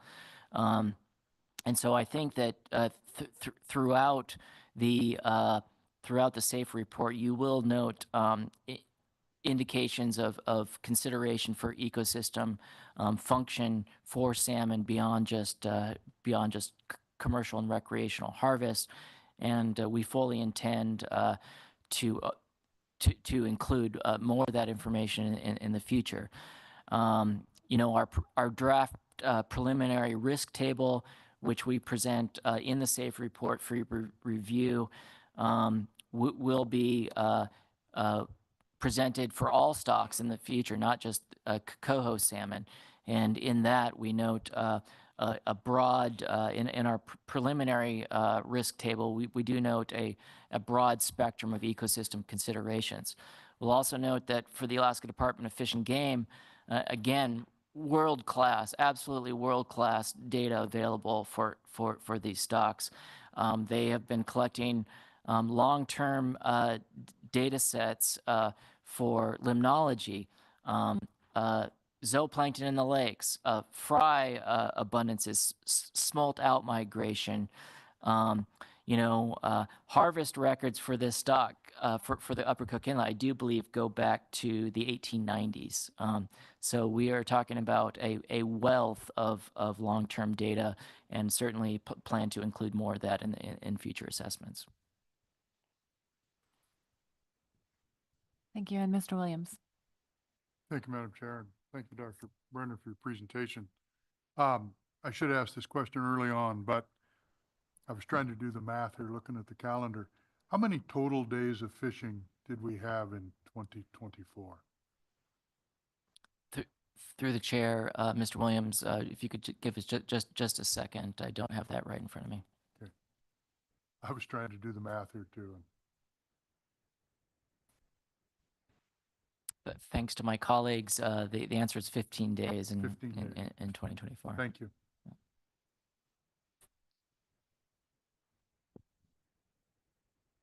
Thank you. Thank you.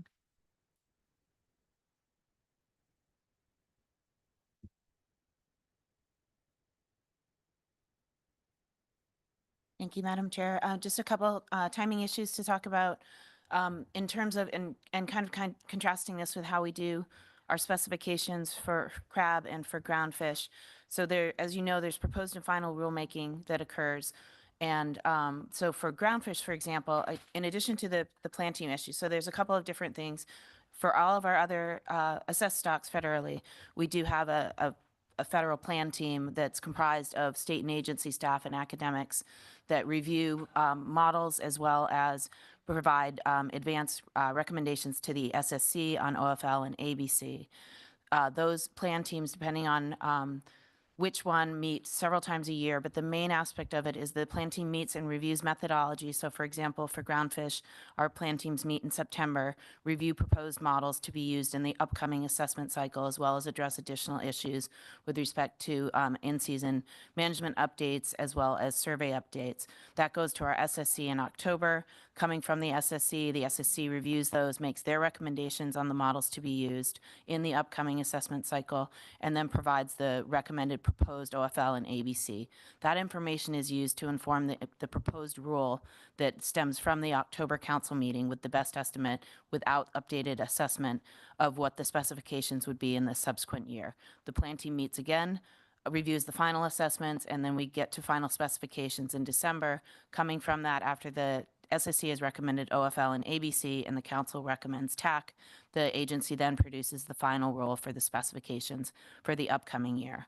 For this situation, because it is only assessed, it is only reviewed, this is our second year, once the proposed and final specifications stem from this meeting. So the part of the timing issue that you heard about from Dr. Brennan is that they have to do both the proposed specifications and the final specifications and attempt to open the fishery in June. One of the other issues that we've been grappling with is the council has indicated that ideally there would not be a February council meeting annually occurring. And that means that we would need to back up the specifications for salmon in order to allow for that to happen sooner. So that would mean that that would have to be at the December council meeting. In addition, and reviewing it at the December council meeting would allow for additional time to produce the final rule prior to opening the fishery. However, that doesn't address the issue of reviewing model methodology prior to reviewing final assessments. I'm sure you'll hear more from the SSC on their grappling with this. As they recommended in their minutes last year, they recommended either the formation of a plan team or perhaps as an interim measure, some form of workshop to allow for some feedback to the assessment authors on relative methodology prior to getting to the SSC's review, because right now the SSC was reviewing both the methodology as well as the results of the methodology and the recommendations at this meeting. So they recommended either a workshop or a plan team. Trying to back the timing of that up, then any kind of workshop or plan team meeting would need to probably occur in May with the review by the SSC on methodology either at the June or the September SSC meeting in order to provide methodological advice to the stock assessment authors. And then at a subsequent meeting in December, then you would have your normal SSC, AP, and council review of the final assessments. So those were some of the potential options that we were bringing to the council's attention in terms of process moving forward into the 2026 specifications year.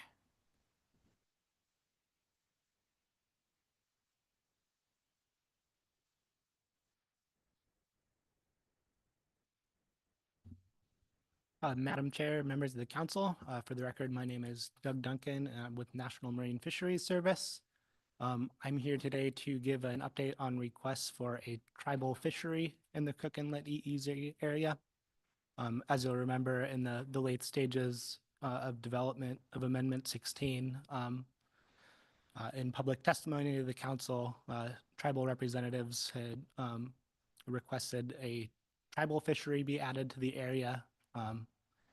This was not incorporated in the Amendment 16 rulemaking for a number of reasons, but was also a frequent topic of in tribal consultations and engagement related to Amendment 16. So as you'll recall, at the February 2024 council meeting in response to that, the Alaska Regional Office committed to continued consultation with tribes in developing a proposal, assisting them with development of their proposal to bring forward at a future time.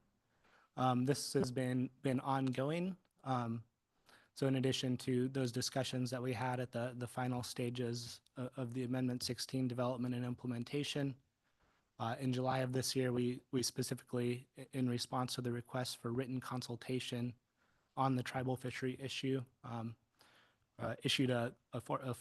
provided a formal letter to all the tribes interested that provided some preliminary feedback on their requests, as well as kind of suggested next steps to help continue that development. So that communication continued. So from July to October, we received replies from multiple tribes kind of providing additional input and feedback and requesting that the consultation continue in writing. So in November 2025, we then provided an additional response to tribes with more feedback on management measures and suggested that tribes bring a proposal to staff tasking at the April 2025 council meeting and offered continued consultation from the agency on development of that proposal. Unfortunately, I forgot to include a link to it, but these letters are available on the Alaska Region website and kind of summarize the requests. There's no nexus for this decision point on this agenda item, of course, but this is an informational update on where that process is at.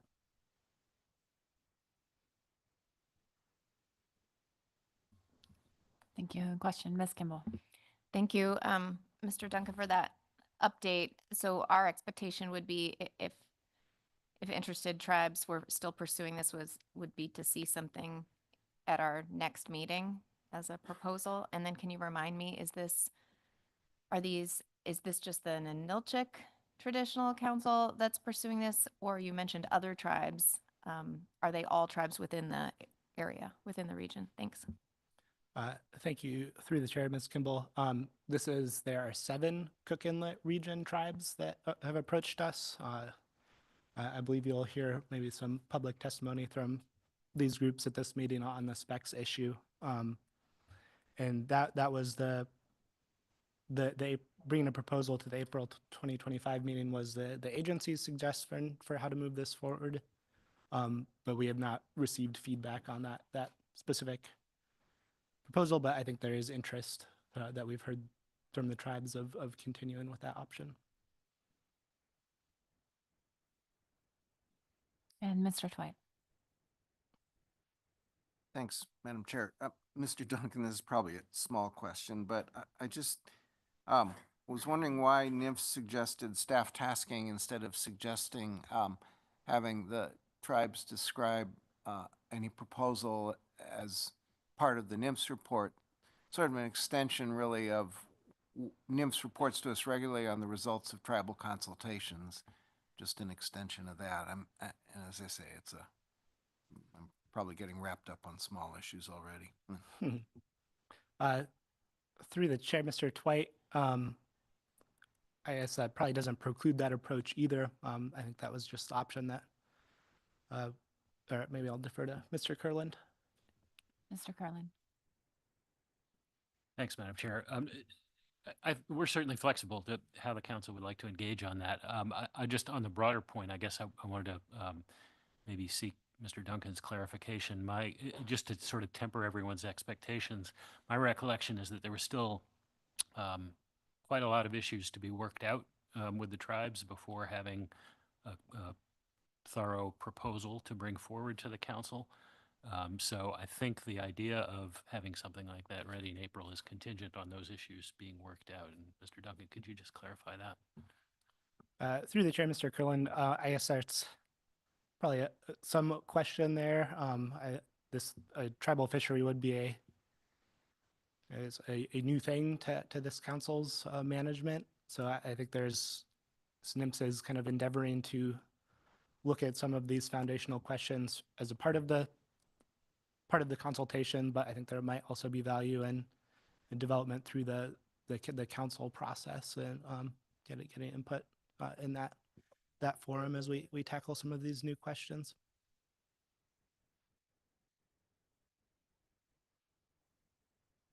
Thank you. Any additional questions? Ms. Kimball. I do have an additional question, but it's not on the tribal. Is that the right time? And hopefully, this is to you, Mr.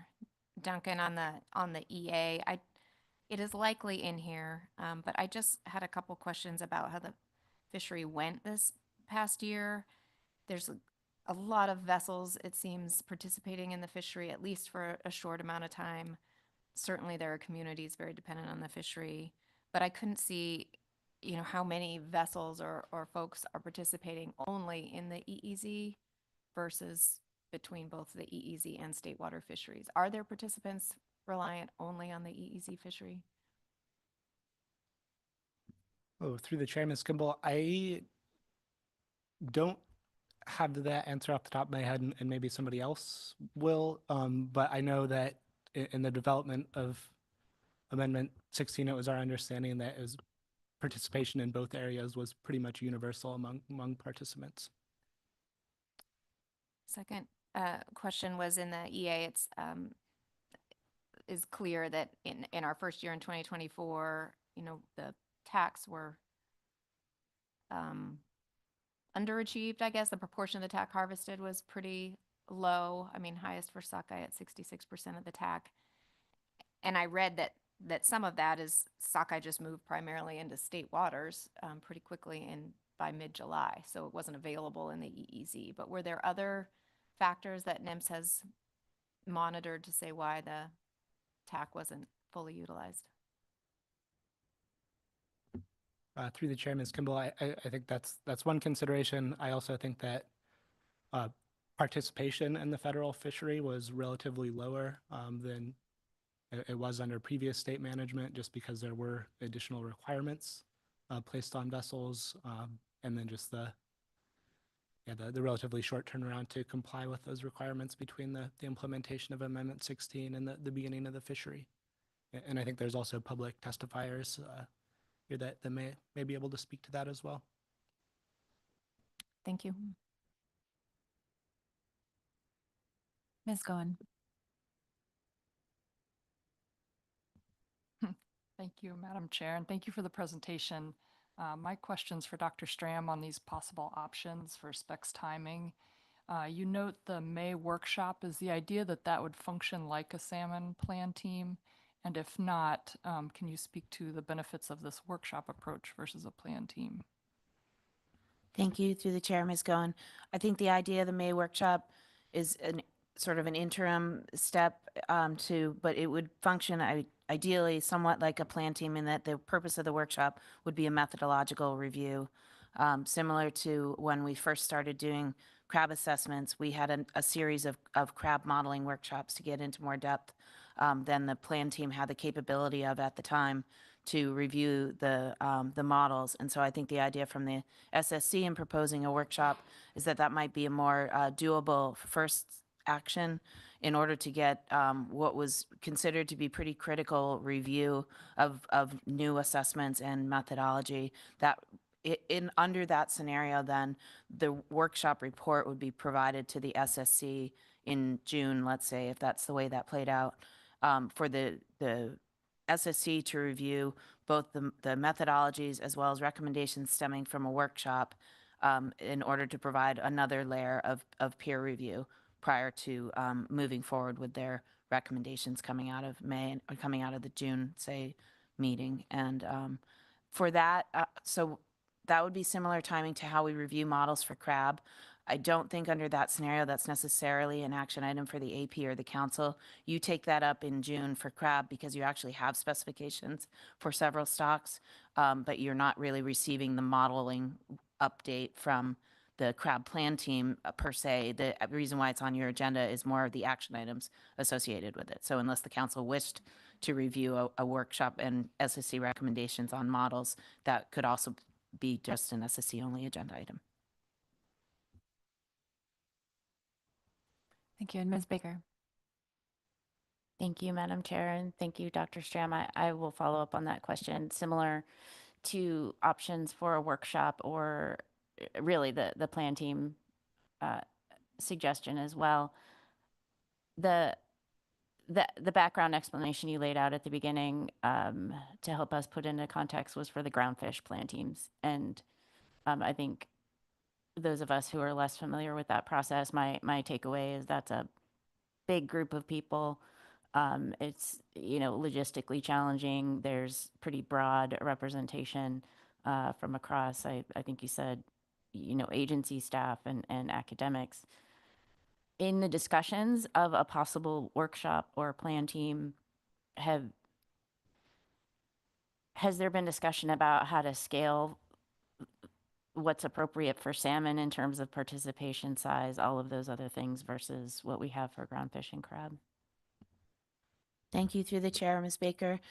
And it's probably a better analogy to talk about how we began to do assessments for crab, where it was difficult at first to find people with assessment experience and modeling experience. And so we were constantly trying to, that's why we started with workshops to pull in external experts. I think on a level of scale, we would probably be looking at trying to have a fairly small group of people with expertise, particular to salmon assessment. There are a number of people on our SSC that have the experience with that.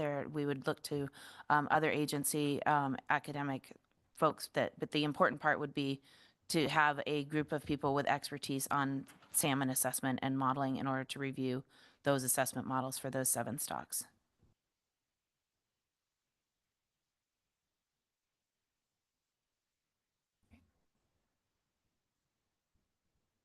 Thank you. Any further questions from council members? Thank you very much for the presentation. So with that, let's take our mid-morning break. We will come back at 10:05 and begin public testimony on C1. So any members of the public wishing to testify on C1, please do sign up before we return from break at 10:05. Thank you.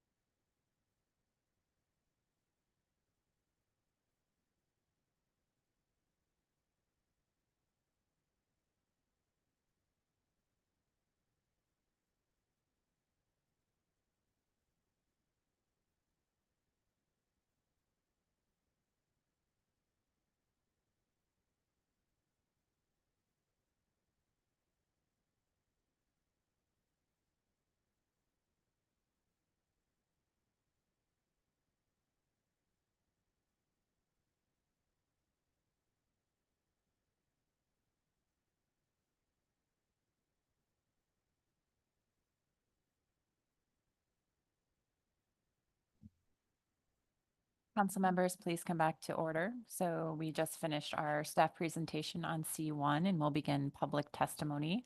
We have 10 people signed up. As a reminder, individuals and companies will have 3 minutes to testify, and organizations and associations 6 minutes. There's a timer on the screen behind us, and it'll be counting down and will flash and go red when your timing is up, as well as a little beep to give you a cue. I'll also give you a friendly reminder if you go over your time limit. Again, we have 10 people signed up, and we will begin with Nick Jasek.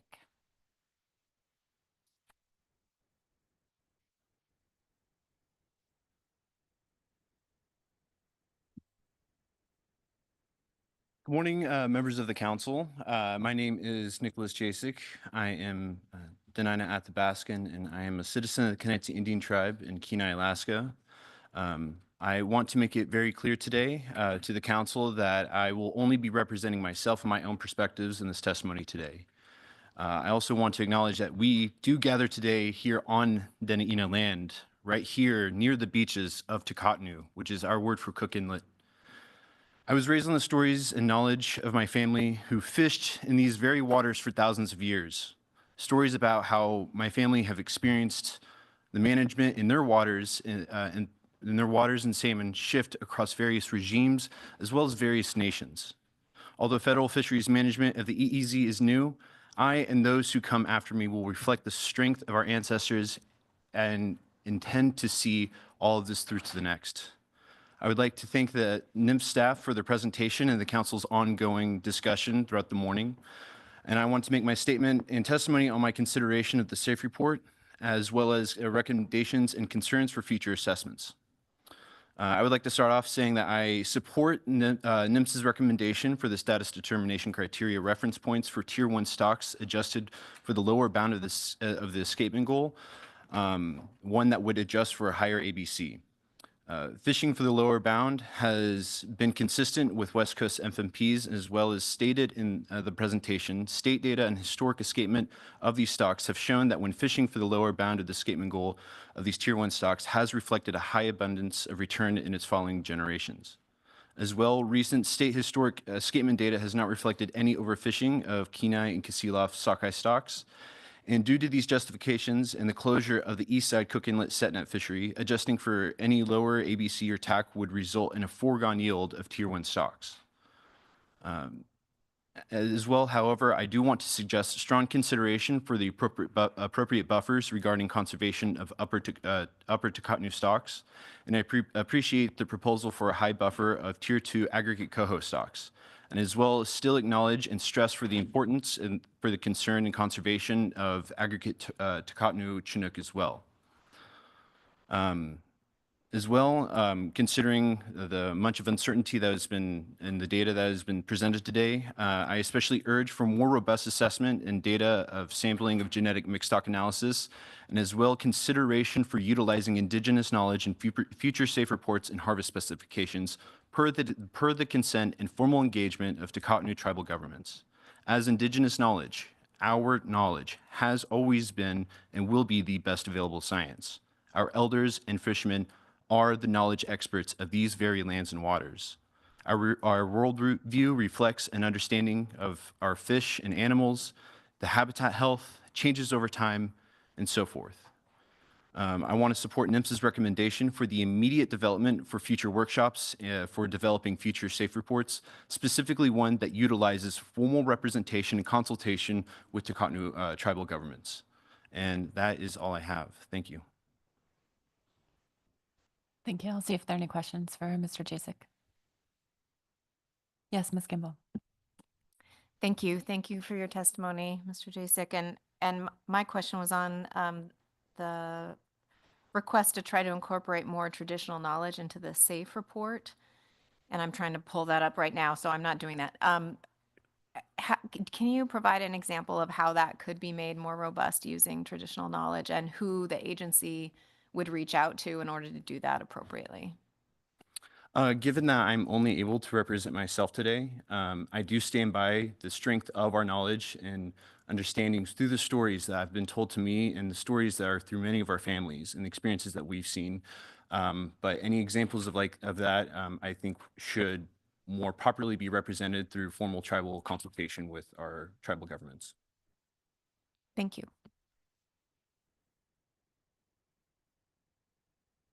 Thank you for your testimony. So next up is Kathy Bergoni, and there will be no questions during this presentation, followed by Stephanie Thompson.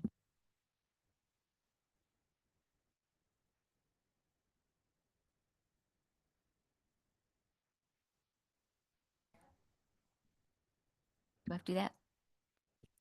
Good morning, council members, Madam Chair. I'm Kathy Burgoyne, a shareholder of and secretary for Alexander Creek. I'm speaking in support of the Takatanu Intertribal Fish Commission. I ask for a higher level of harvest in Cook Inlet. The data supports a higher level of sockeye harvest than has been recommended. Historically, salmon stocks in the Cook Inlet, like the Kenai and the Kasilof, have large returns when managed to achieve escapements well below the escapement targets created by the SY point escapement goal. Salmon are unlike many other species of fish. More is not necessarily better. When managed to a specific escapement goal rather than a percentage of run, salmon do best. For instance, Kenai performs best when escapement is around 750,000, and returns decline both above and below that point. For the benefit of our rivers and to maximize the fishery returns, I ask that no additional buffers beyond those set by the SSC be placed on the harvest recommendations. I also ask that management be set according to the lower bound escapement goal in the future. Thank you for this opportunity and for your time and consideration. Thank you for your testimony. So next up is Stephanie Thompson, followed by John Ross, and there will be no questions during this testimony.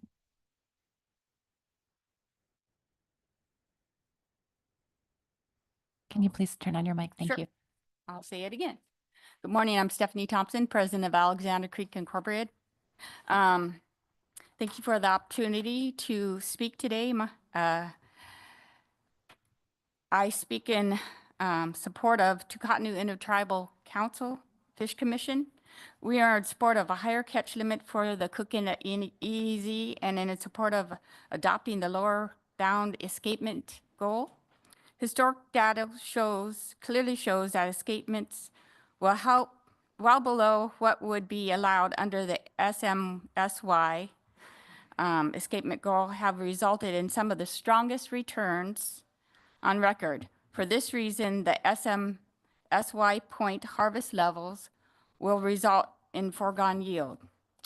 This is against the MSA. Clearly, these fisheries can support higher harvest level.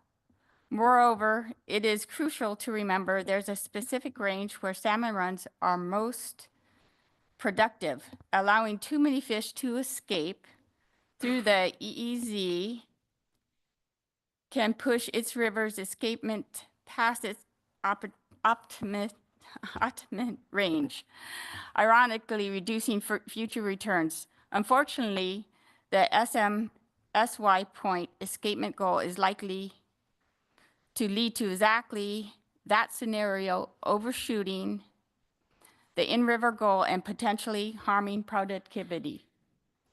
Another critical Sorry about that. We'll no worries. just stand down for a moment. Actually, if I had my cell phone, I could use my light. And this kind of happens in rural Alaska a lot, so where you sit.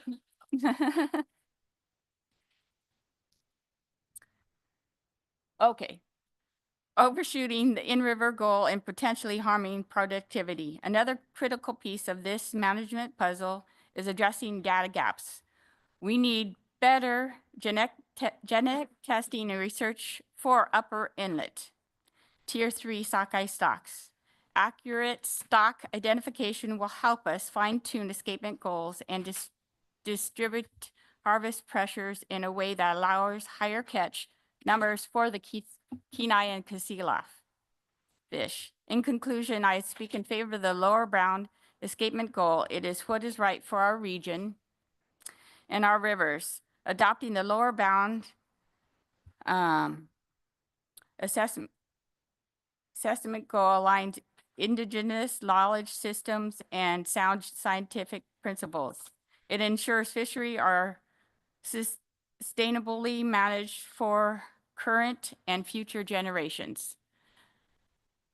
That will not happen here today. I recognize that you cannot raise a catch limit above the ACI recommend by the SSC. Therefore, I ask that you place no additional buffers in the ACLs recommended by the SSC. Thank you. Thank you very much. Thank you for your patience. Sure. So next up is John Ross, followed by Ivan and Saluski, and there will be no questions during this testimony.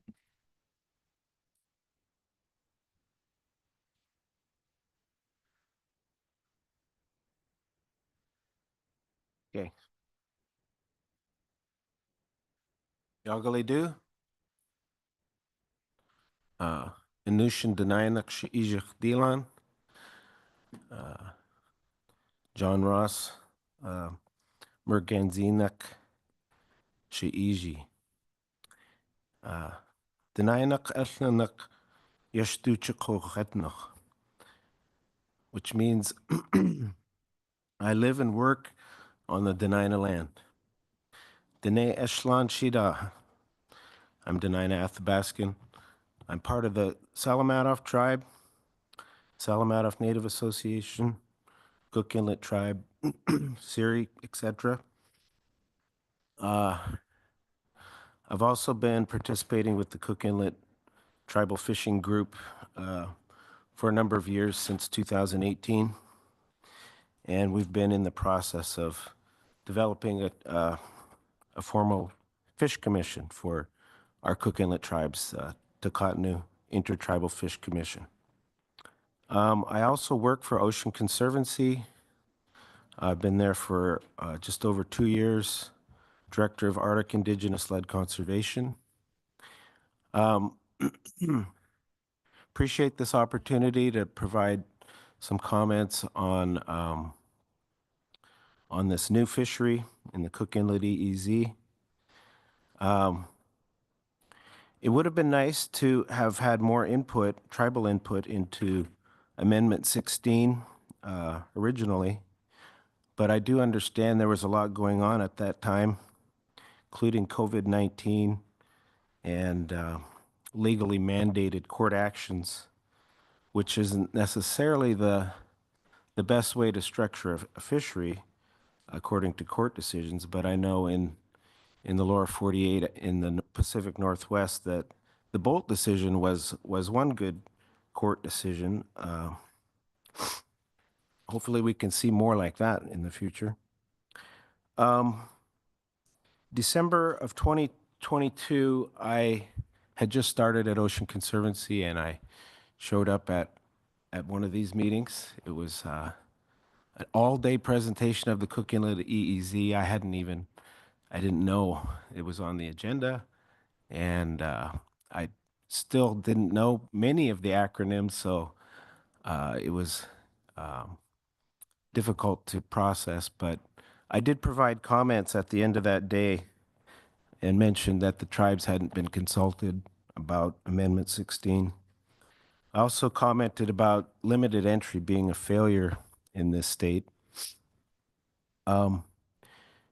Anyway, Ocean Conservancy, has been supporting the development of an intertribal fish commission for the Cook Inlet tribes. And one of our goals is to see more equity for marine fishery management in Alaska that includes tribes and indigenous knowledge. We've been supporting the Kuskokwim River Intertribal Fish Commission for the last few years. I just got to go to a fall workshop in Bethel with the indigenous knowledge holders. It was awesome. And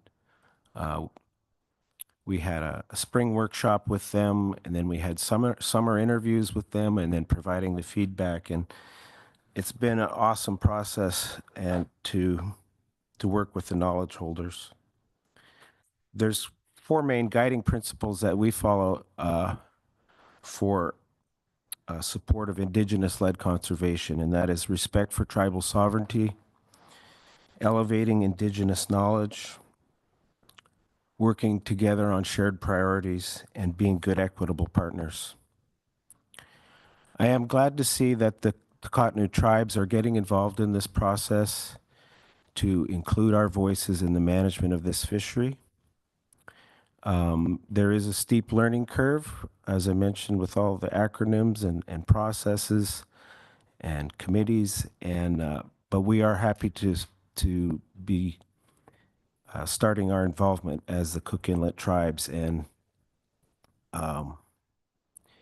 in terms of the recommendations, when we provided testimony yesterday to the SSC, we advocated for the lower bound numbers for a number of reasons that have been mentioned.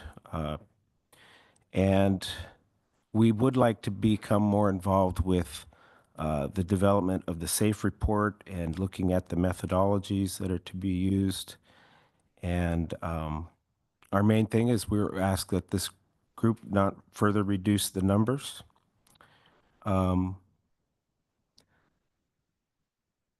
We will, as you've already heard, continue to engage with NOAA and NMFS and this council for tribal involvement in the fishery in the Cook Inlet EEZ. And a presentation and proposal should be presented in April. Additionally, the Cottonu tribes are interested in being involved with more of the testing, biological testing, genetic testing, escapement, working with WEIRS, providing Indigenous knowledge for the best possible management of this fishery. And I will just leave it at that and open for any questions. Thank you, Mr. Ross. So you're willing to take questions? Okay. Seeing none, thank you for your testimony. So our next testifier is Ivan Enselewski, followed by Deborah Call. Yes, Madam Chair, can you hear me? Yes, we can. Welcome. Oh, thank you, Madam Chair, members of the council. My name is Ivan Enselewski, and I'm Denina Athabaskan, a tribal member from the Nilchik Village. I also serve as the executive director for our federally recognized tribe and have so for 24 years now. As an Alaska Native subsistence user, sport user, and commercial set net fisherman with a permit, fishing all my life just outside of the Cook Inlet EEZ, I have unique traditional Indigenous knowledge that is relevant to the harvest specifications determination that is being considered here today. We do believe that traditional Indigenous knowledge, some refer to as traditional ecological knowledge, should be on par with Western science and should be considered best science available. Our tribe knows from experience that both this Western science and traditional Indigenous knowledge support harvest specifications for the Cook Inlet EEZ fishery being set using the lower bound of the escapement goal. Now, we realize there are some logistical constraints with the SSC recommendation going beyond that. However, no additional buffers beyond the ABC should be established. And our tribe has a unique history of fighting for federal subsistence fisheries. We did so in the Kenai and Kasilof rivers for over 2 decades. We now have a federal subsistence fishery with a gillnet in the Kenai and Kasilof rivers, once thought of unimaginable. And we were told for all that time that we were going to create the conservation concerns. And our harvest level for our community is about 5,000 sockeye. And you're talking about millions of sockeye being harvested by commercial fishermen and hundreds of thousands being harvested by sport fishermen. So we know how to operate under using traditional Indigenous knowledge and our ways of life. Our tribal members have existed for almost 10,000 years. And we are the ultimate conservationist. We didn't survive, and the livelihood of our people depended on conservation. So we believe that we are the ultimate conservationists. If you look at the Kenai Lake River Run sockeye salmon, historical data shows that some of the highest yields on record, 3.2 to 8.8 million fish, came from brood year escapements well below the point estimate SMSY point. As a fisherman all my life, I can attest that in the 80s, 90s, and 2000s, when there wasn't major overescapement in the Kenai and Kasilof rivers, we had some of the best salmon returns ever. As we have seen recently, for example, in 2023, the Kenai River sustainable escapement goal was exceeded by over 1 million fish, sockeye. And the Kasilof River exceeded the sustainable escapement goal by over 600,000 sockeye. So the number of fish put in these river systems above the sustainable escapement goal for sockeye exceeded the total commercial harvest of 1.6 million fish. And you'll note that 2018 was the last time that the Kenai River sockeye sustainable escapement goal wasn't exceeded. It's been exceeded extremely, and the last time it wasn't was in 2018. And for Kasilof River, for the sockeye, it was 2016 was the last time that the sustainable escapement goal was met. Otherwise, it's been over-escaped. As been noted, 189,000 fish, approximately late-run Kenai sockeye, were harvested in the EZ last year. The ABC is around 700,000 being proposed. We know that about over 600,000 were escaped over the sustainable escapement goal last year in the Kenai River. And if you look at the lower end of the sustainable escapement goal, which is 550,000 less than the high end, so about 750,000, you would see that over 1 million fish were not harvested that could have been harvested. NIM's own scientific information, including prior analysis, notes that overescapement is problematic because it results in a foregone yield in the current year and may be expected to result in a reduction in future recruitment, a reduction in long-term yield. Our traditional indigenous knowledge supports this conclusion. The Magnuson-Stevens Act, 50 CFR, defines optimum yield as the level of catch that provides the greatest overall benefit to the nation while preventing overfishing. The lower bound escapement goal approach aligns with this mandate, as historical data from the Kenai and Kasilof sockeye stocks demonstrate that escapements below SMSY point have consistently produced maximum sustained yield. Overly restrictive escapement targets that exceed the lower bound harvest opportunities without clear conservation benefits conflict with 50 CFR, which states that optimal yield must not be reduced beyond what is necessary to prevent overfishing. And while being abundantly cautionary from a scientific and biological basis is certainly warranted, the Magnuson-Stevens Act also requires that we cannot reduce harvest opportunities that allow millions of fish to be unharvested. So there has to be a balance, and you can't just rely just simply on saying we have to be cautionary. Now, we have to note that there was a reported 31 Chinook harvested. 2 of those were actually over 75 centimeters, which would have been the large king escapement for the state level. So there's really no issue with the coho and the Chinook in the EEZ as far as harvest potential. And then when you look at using the restrictions on the fishery to 2 days and then 1 day from mid-July to the end of July, those fish move through the inlet system in a matter of days. So you could have millions of fish moving up through the inlet, through the EEZ, and there's no harvest opportunity if a week goes by and you're not allowed to fish. So the way that the fishery is structured, where you're only allowing 1 fish day, has no capacity to manage the system, both scientifically and biologically, and leads to overescapement, which then leads to prudence to develop that, lower bound of the escapement goal. So sockeye salmon are a cultural and subsistence resource for Alaska Native communities. Overly restricted escapement targets that exceed the lower bound limit access to traditional fisheries without clear scientific justification. Advocating for this lower bound approach supports tribal sovereignty and fisheries management and helps ensure that Cook Inlet salmon remain available for future generations. So the Ninilchik Village Tribe supports the EZ fishery set using that lower bound and that no additional buffers be placed on the ABC. Thank you. Thank you very much for your testimony. I'll see if there are any questions.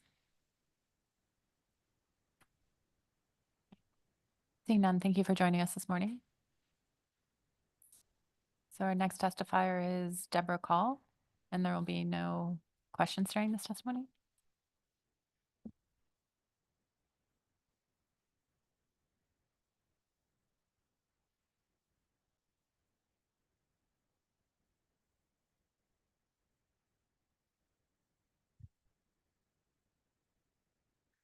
Yagli do. That's our greeting. Say you are good. It's a pleasure to be here and to make a presentation to you today. Deborah Call Shi'ikwalan. My name is Deborah Call. Yai Denina Kanikat Nuatana Ishlan Kakali Ishlan. I am Denina from Kanik and a member of the Fishtail clan. Shukda, Virginia Nikita Call. My mother's name is Virginia. Nikita Call, Shukda. Bobby Call is my father. As part of my testimony today, I want to share a little of my family history first to show the connection for all of us to realize that it's still here today. It's not 100 years ago.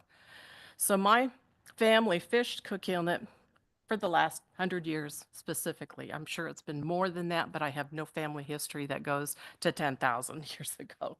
So I'm sure it was there, though, archaeologically.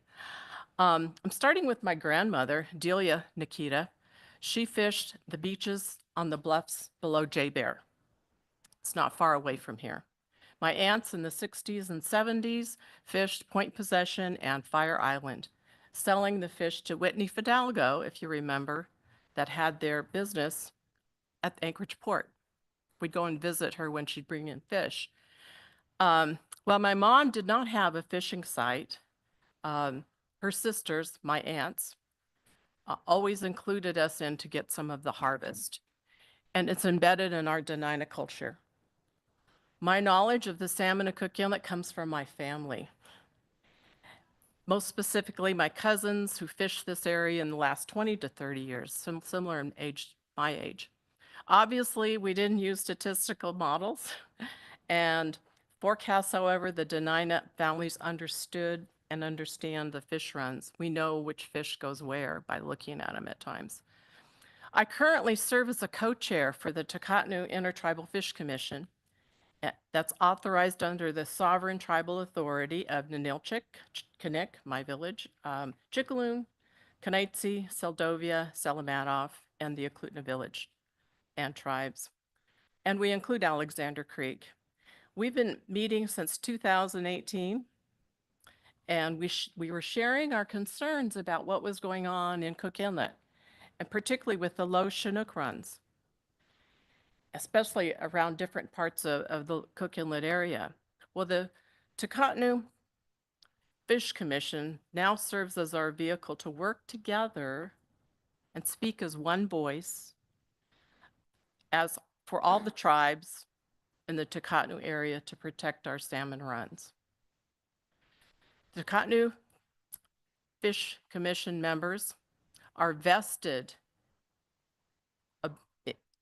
to be part of the management decisions and work with the North Pacific Fisheries Management Council to save our salmon and protect the salmon habitat.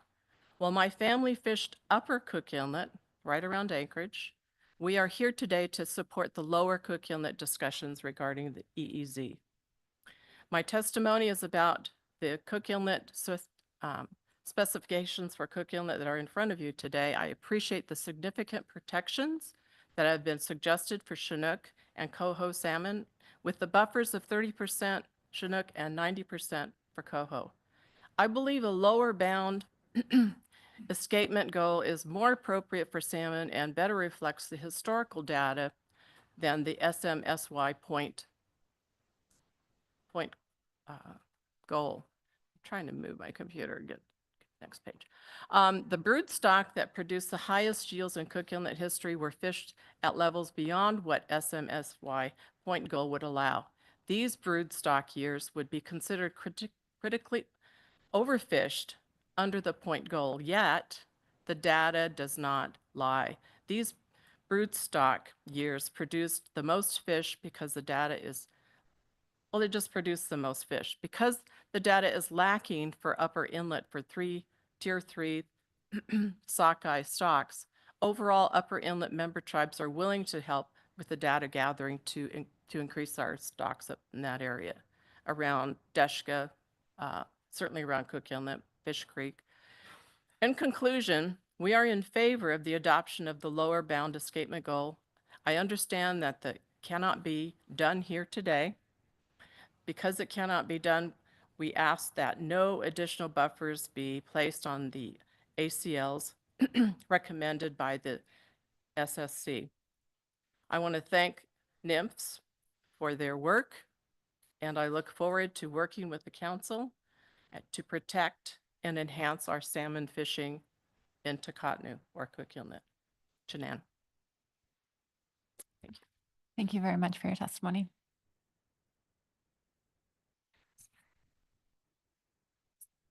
So next up is Samuel Schmimmel, followed by Dr. Roland Ma.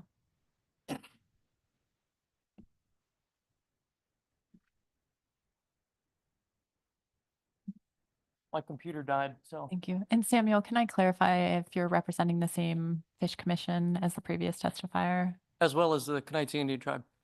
Okay. So just our policy is that as far as timing, the minutes are associated with one representative from each Okay. organization. But if you're also representing a separate tribal entity, then we'll allow the 6 minutes. Thank you. Thank you.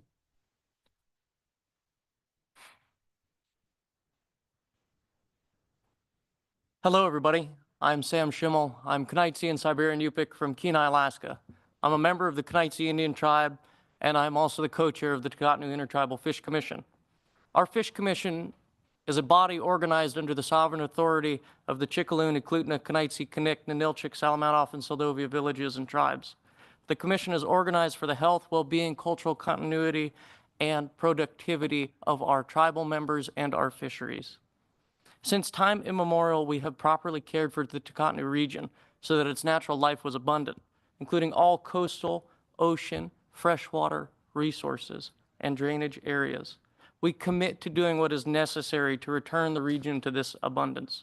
We will restore and preserve and protect our resources to ensure that this ancestral imperative is achieved. That is why our tribes have come together to form our commission. Today, we are here to speak about the harvest specifications for the Cook Inlet. As you know, yesterday the SSC chose the SMSY point escapement goal for the inlet. We disagree with this assessment. Both our traditional knowledge and your data shows that that escapement goal is an inappropriate management method for salmon. The most productive broodstock years of Cook Inlet salmon are years that under that assessment would be considered critically and dangerously overfished. Yet those same broodstock years produced over 8 to 10 million sockeye. That doesn't make sense. It produces an absurd result. NIMS came up with a good recommendation, and that recommendation was denied, not on the best available science. This being said, we understand the constraints that are placed on this council. We understand that under the Act, you guys cannot adopt a higher harvest limit than what was recommended in the ACLs by the SSC. And so what we ask is that you place no additional buffers on the Cook Inlet salmon stocks in adopting the regulations. Importantly, both for our tribal members and for people all around Takotnu, the commercial fishery is a crucial part of our economies. It feeds our peoples, both through the money that it brings in, as well as through the fish that come in. Ensuring that this fishery gets off the ground on time is critical. We know that that means that you must adopt the harvest specifications that were recommended by the SSC. We know that that means that these fisheries will not be managed according to the best available science or according to the historical data. We know that our wish that the lower bound assessment will not be adopted. But we ask that we get as close to that goal as we can, as close to that goal as you can, to adopt the SSC's ACLs with no additional buffers and set the tax at the ACL levels. That is what we ask. Our traditional knowledge shows that, and Western science confirms, that salmon are not like groundfish. They're not like other species of fish where the total population is relatively unknown and the returns are relatively predictable. Salmon are the opposite. The number of fish that come in is very available. However, the number of fish that comes in is variable between years. And so when you manage for a percentage of the run, That does not result in optimum yield, as is the mandate of the Magnuson-Stevens Act, National Standard Number 1.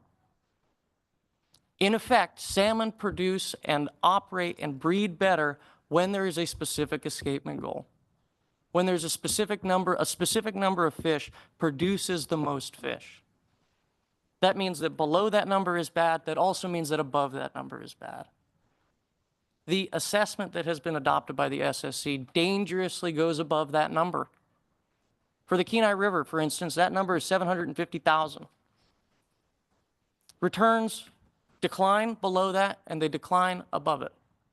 That doesn't mean that there's a 1-to-1 ratio, but that means in general, as escapement converges on 750,000, as it approaches that number, the river does better. This is how we have traditionally managed salmon. We know that there is a specific amount of fish that is required for that fishery to be most productive. You guys have confirmed this, not only here, but also in the other fishery management councils around the country. The Pacific Fishery Management Council has adopted a lower bound escapement goal for the Queets, the Hoh, and the Quinault rivers for managing their coho salmon, a species that is not doing nearly as well as the second best sockeye run in the world. If it is good enough for a run that is dwindling, it is good enough for a run that is thriving. We should not forget the national standards, which require that optimum yield is achieved. Optimum yield is maximizing harvest while also mitigating the impacts of any potential overfishing. There is not a potential for overfishing of the Cook Inlet Tier 1 sockeye stocks. If anything, there are too many escaping out of the EEZ and into the rivers. This goes against the way that we have done things for tens of thousands of years. So, recognizing the constraints of the system that we're working in today, we are asking very simply to adopt the SSC's recommendations as they are and to not place additional buffers. Thank you. Thank you for your testimony. I'll see if there are any questions. Yeah. Yes, Mr. Curlin.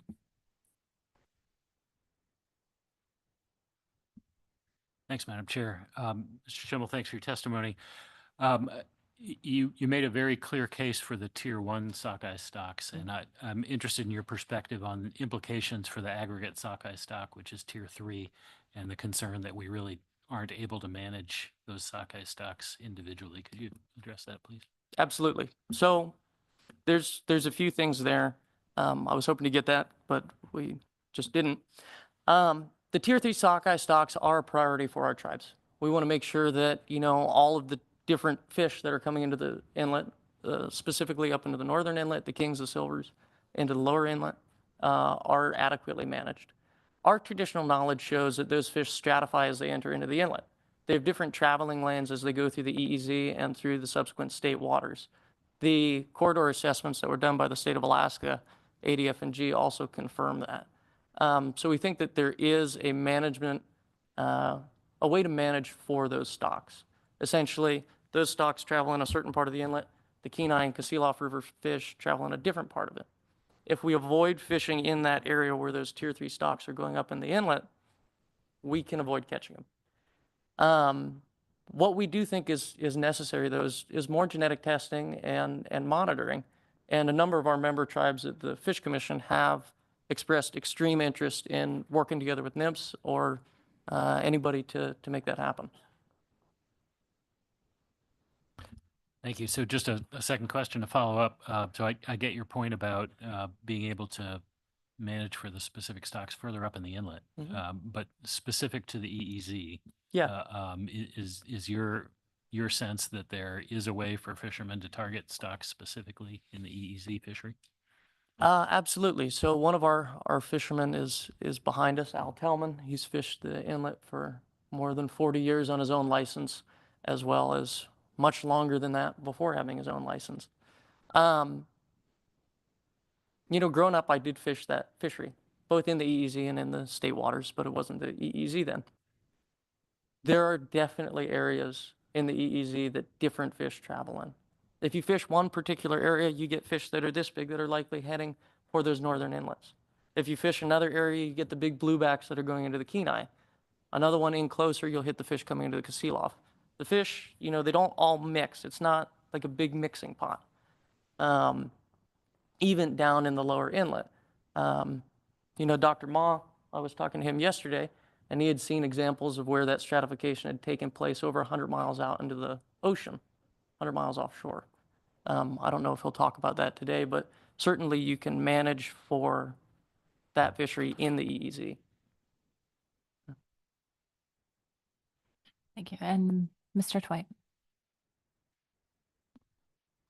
Thanks, Madam Chair, and thanks, Mr. Schimmel, for your testimony. And I really appreciated your answers to Mr. Curlin's questions because he asked my questions. But I'm still left with a question. We are setting specs for 2025, this coming year, with the tools that have already been adopted by NMFS and are in the fishery management plan. We don't have any more tools for 2025. So I'm having trouble connecting the dots with your suggestion that there are additional tools, but we all know we can't use them in 2025.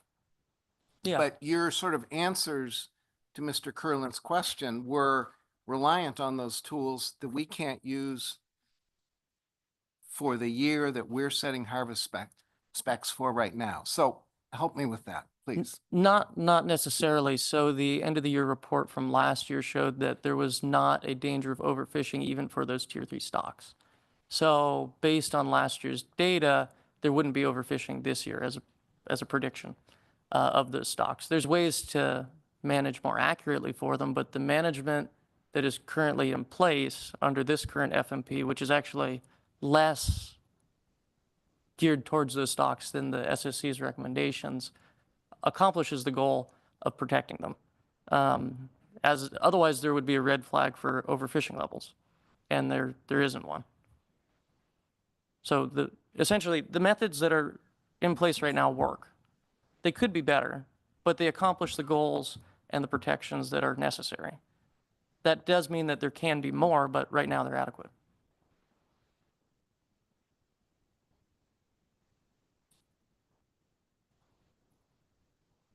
Not seeing any other questions. Thank you for your testimony.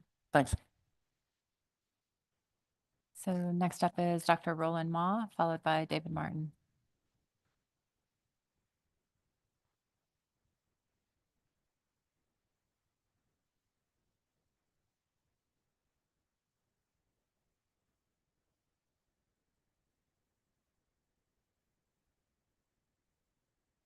Chairman, members of the council. I'd like to start off with some facts. Sam stole my first one. This is the second largest sockeye fishery in the world. Even year dominant pink returns, which are wild, often exceed 20 million. We have a very large annual Chinook return in excess of 200,000 annually. We recognize that these salmon are a national treasure. We have repeatedly asked the federal and state governments to work together. Yes, we have appealed to the federal courts to seek relief for both the fish and the people. The federal courts have ruled that both the federal and state governments have acted in arbitrary and capricious manners and have caused harm. Also recognize that there is poor to non-existent stock assessments. We have had regular economic disasters in the last 6 years. Longer. We've also had large overescapements. I'd like to talk now specifically about coho. We have 3 indicator stocks, the Little Sioux, the Desca, and Jim Creek. On the Little Sioux this last summer, the weir washed out around August the 20th and was not back in service for at least 8 days. And that occurred right during the peak of the historic run entry pattern. The Desca weir washed out on August the 9th, and never was put back in. So you have no data. Jim Creek has an SEG of 250 to 700 or thereabouts, but the escapement into Jim Creek was 13,200, 13,000. Another number I've found was 13,900 and, 1,392 fish, twice the upper end of the escapement goal. The other issue on coho, individuals in the community went to the Board of Fish and the department and asked for a stock of concern status and emergency rulemaking. After consideration at a Board of Fish workshop, the board, on recommendation of the department, took no action. Why? Because they have established criteria as to when you engage a stock of concern and at what level. Fifth item about coho, we've had a test boat in the inlet for 40 plus years, but not in 2024. First time ever.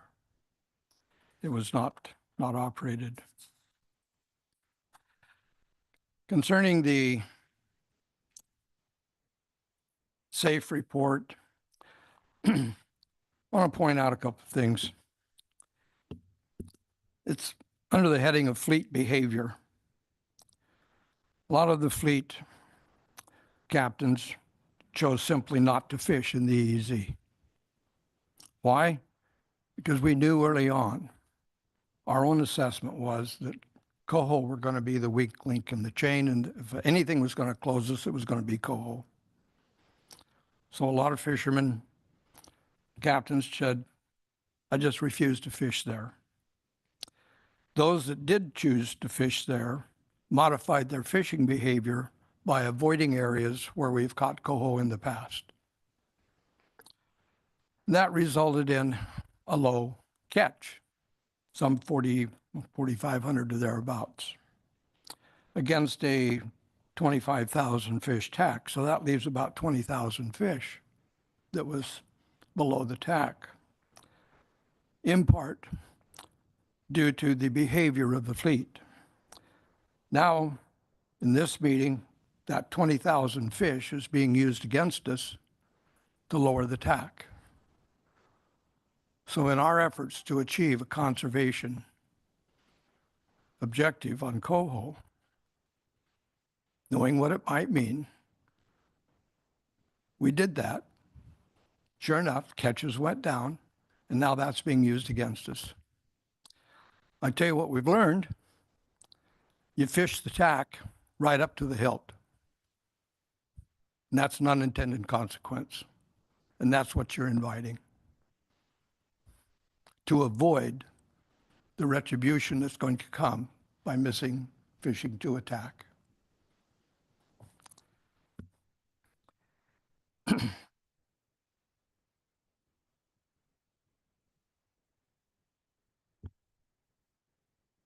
Yeah, I got seconds left here. There's been a lot said about catch history. I've dealt with that a little bit. I want to deal with buffers just for a second. In the state system, they have stock of concern, they have 3 different levels, and they have criteria as to when you engage those various levels, if you engage them at all. But on the federal side, there are no criteria.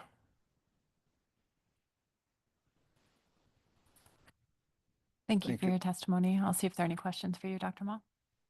Yes, Mr. Moeller. Thank you, Madam Chair. Mr. Mott, you made a comment about the reduced participation in the EEZ. You hear me all right? Yeah. Your comment about the reduced participation in EEZ was relative to avoiding coho. During staff reports, we heard another potential reason for reduced participation, and it had to do with the increased requirements imposed by a federal managed salmon fishery in EEZ. Do you have any comments relative to that?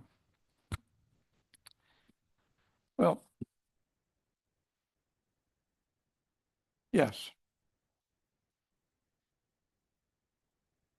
Philosophically, practically, we tend to be a bit of an independent lot. When you put a VMS on my vessel, you might as well put a VMS on my ankle for no cause. I haven't done anything wrong. What's your overwhelming need to know where I'm at 24 hours a day, even when I'm not fishing?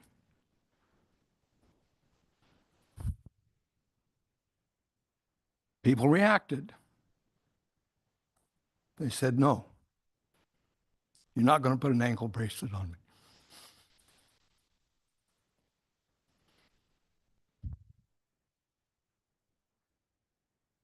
Thank you. And Mr. Williams. Thank you, Madam Chair. Thank you, Mr. Ma, for your testimony. You heard us talk a little bit, I think, early on in the discussion here today about the timing of these fisheries and when we get started and when we have to shut down and some other things. Help me understand a little bit about practically on the grounds, when does the fishing really get started? Give me a rough date, or when should I really think about it in terms of the fish show up in general? Excuse me, on page 16 of the UCEDA submission, in there's a table 1.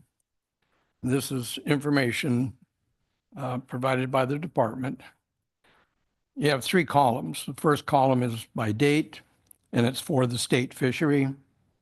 Middle column's federal. Far right-hand column is the combined effect of both of these fisheries operating, because you can't fish in the same day in both fisheries.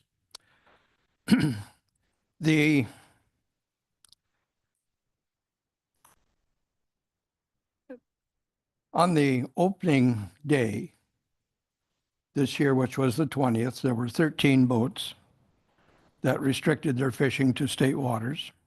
There were 14 that decided to participate in the federal fishery. In the event, and I hope it doesn't happen, that there's a delay in the federal fishery opening, yeah, you're going to disadvantage some fishermen. Yes, you're going to forego harvest. It's going to affect economies, but they'll just go over and fish in the state waters.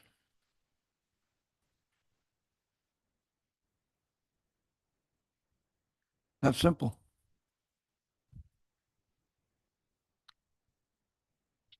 No, if they want to fish, they'll go fish. If they don't, they won't. Thank you, Madam Chair. Just to follow up, Mr. Ma, I'm looking at your table 1 there. It looks as though from the numbers that I'm seeing, it looks like the real participation in the EZ starts about the 1st of July. Am I reading your table correct? Yes. Okay. Thank you. But they're different stocks, different runs, populations Right. that are being targeted. Thank you. Thank you for your testimony. Thank you.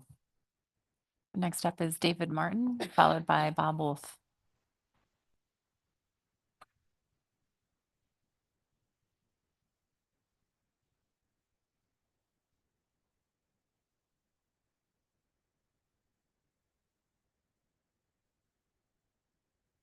Thank you, Madam Chair. Council members, my name is David Martin. I have drifted in Cook Inlet for 53 years. I'm representing the Cook Inlet Fishermen's Fund. I'm also president of UCEDA.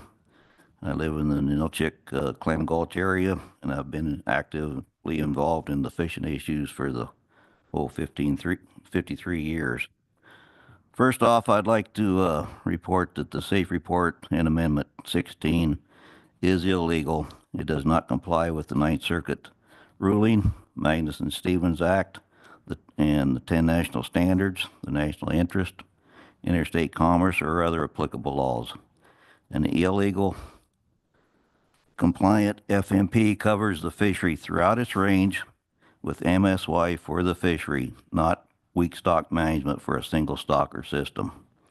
In 2017-18, the Salmon Committee with fishermen participation,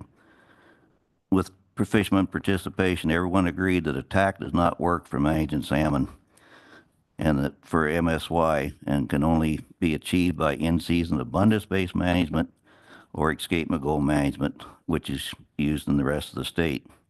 Unfortunately, the Salmon Committee was discontinued and their recommendations buried. Cook Inlet commercial fishermen have hundreds of years of combined experience of how, when, and where fishing needs to be prosecuted to harvest the surplus salmon of all species. It is not complicated.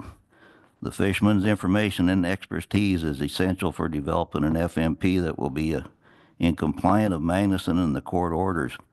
It is past time that the fisherman's expertise be utilized. Otherwise, we will continue this cycle now for the third time of non-compliant FMPs and drastic irreparable harm to the fishery. There are no overfished stocks in Cook Inlet. Only millions of surplus salmon going unharvested because of the mismanagement. MSY exploitation rates under the UCETA response letter that you guys have are in the range from 53 to 68%. Current management has exploitation rates of less than 1 to 2% for chums, pinks, and cohos. That's a long ways from being overfished, but it creates massive underfishing. Buffers on these low exploitation rates ensures gross underharvest and gross overescapements and waste. The coho TAC of 6,701 will almost certainly close the so-called EEZ area during the peak of the sockeye run, which will grossly overescape the systems of all stocks once again. The state has proven they cannot harvest the surplus salmon in the so-called state waters. The east side beach will be closed for the third straight year, creating even more massive and unnecessary waste and harm. There are over 1,300 systems in Cook Inlet that have coho. With a coho TAC of 6,700, that is less than 5 harvest of coho per stream. This creates a half-life cycle. We have a less harvest this next year, and they're going to cut that the next year and the next year. Pretty soon, a half-life, you have 0. In 1999, the wheat coho run produced record coho returns. Coho are unique. Freshwater and marine survival are the main drivers for production. Cook Inlet coho and chum returns are in the 1.5 to 2 million. Many come in after August 15th. Historic catches before all the restrictions that were put on the fishery average between 500 and 800,000 for coho and the same for chums. And there was no overfishing of the stocks. Why the 2024 EEZ management didn't work and the harvest was low in the EEZ area? Less than 1/2 of the fleet that did fish fished in the EEZ. The VMS and logbook requirements were a deterrent, not only because of their large expense, but because neither of are used for management or enforcement. Also, the VM was redundant to the EPIRB system. Fishermen couldn't fish in state and EEZ waters on the same day and had to get a federal fisheries permit. Many considered it a harassment maneuver and overkill and a waste of tax money to have a Coast Guard C-130, a cutter, and a patrol boats, especially on the early opening days when only 20 or so boats were fishing. Because of no benefit and unnecessary expense and burden, many fishermen didn't fish the EEZ waters that they had historically fished. Fishermen also could not fish in the extended hours in the state waters on the same day that the EEZ was open. In 2024, the salmon made their normal patterns of entry into the so-called EEZ waters and didn't break to the east side until north of the EEZ line. Salmon are not bottom fish. They must be managed on in-season abundance. They're going to die. You either manage them for the surplus or waste them.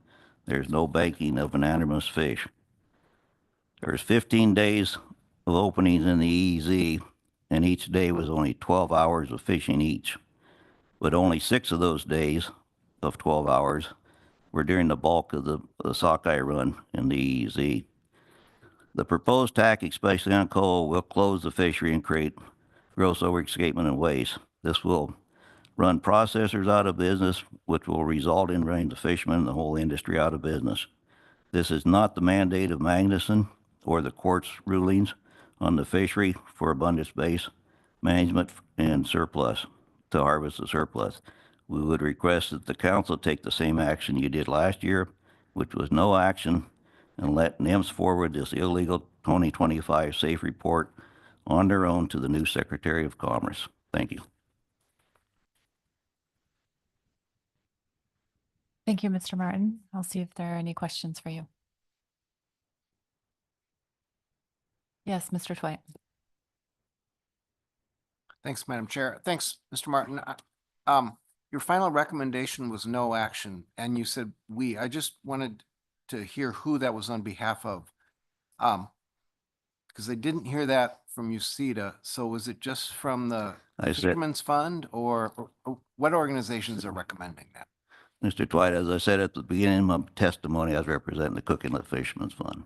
I'm also a member of the UCEDA and various other groups, and been highly involved in this whole process. I speak for a lot of fishermen. Thank you for your testimony. Thank you. So our last testifier is Bob Wolf, and he's joining us remotely. No. Okay. Okay, so that concludes public testimony on C1. We not hear our SSC report until after lunch, so I think this is a good time to break. Let's take our executive session on. We have some administrative issues to address in executive session, so we can do that now, early, before lunch.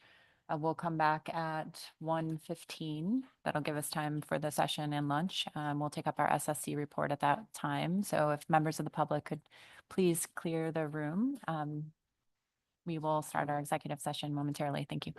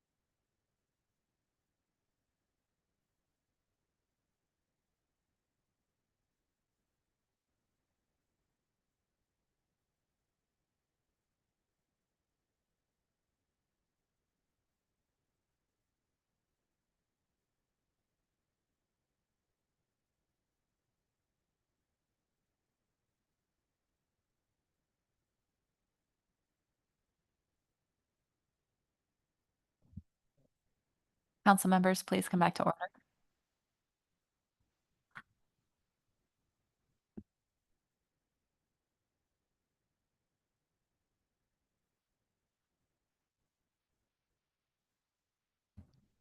We're continuing this afternoon with our SSC report on C1.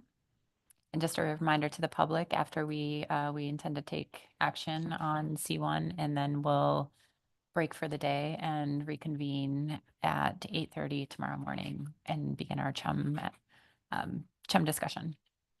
So, Dr. Meter. Okay, thank you, and good afternoon, Mr. Chair and members of the council. My name is Franz Müter, and I am filling in for Dr. Dressel for this meeting. But with me are the new co-chairs, Dr. Jason Gasper and Dr. Ian Stewart. And we are just doing a short report on the C1 Cook Inlet salmon specifications.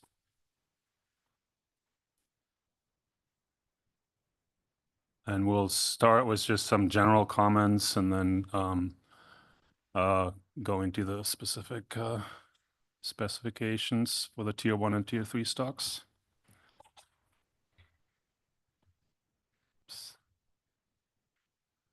So we had a few general comments. We reviewed the SAFE report that you got to, reviewed the status determination criteria for 2024, and then the recommended harvest specifications for 25. And the tables are included in our minutes for both of those. And we included table 2 here below to highlight the stocks or the determinations where we differed from the SAFE team recommendations. We'll note, as you also heard, that the aggregate salmon stock complexes were not apparently subject to overfishing. Of course, it's pending. The final determination is pending the final harvest data. The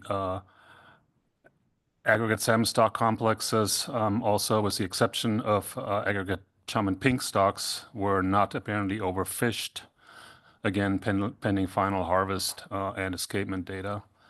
And then for the aggregate chum and pink stocks, an overfish status can be determined.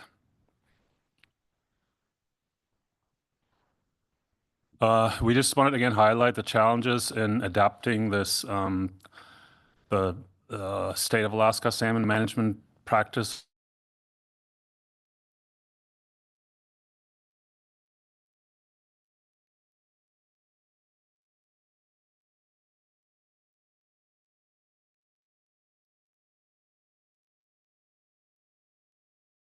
We'll again highlight that this is an iterative process for continuing to develop the Cook Inlet SAFE, and to facilitate that iterative development, we again recommend a work group or workshops, perhaps a series of workshops, or eventually a plan team to facilitate the further development, and that should include expertise from the SAFE team, perhaps the SSC, Fish and Game, and also the Pacific Council, where they have extensively considered how to manage salmon stocks, under federal management along the West Coast.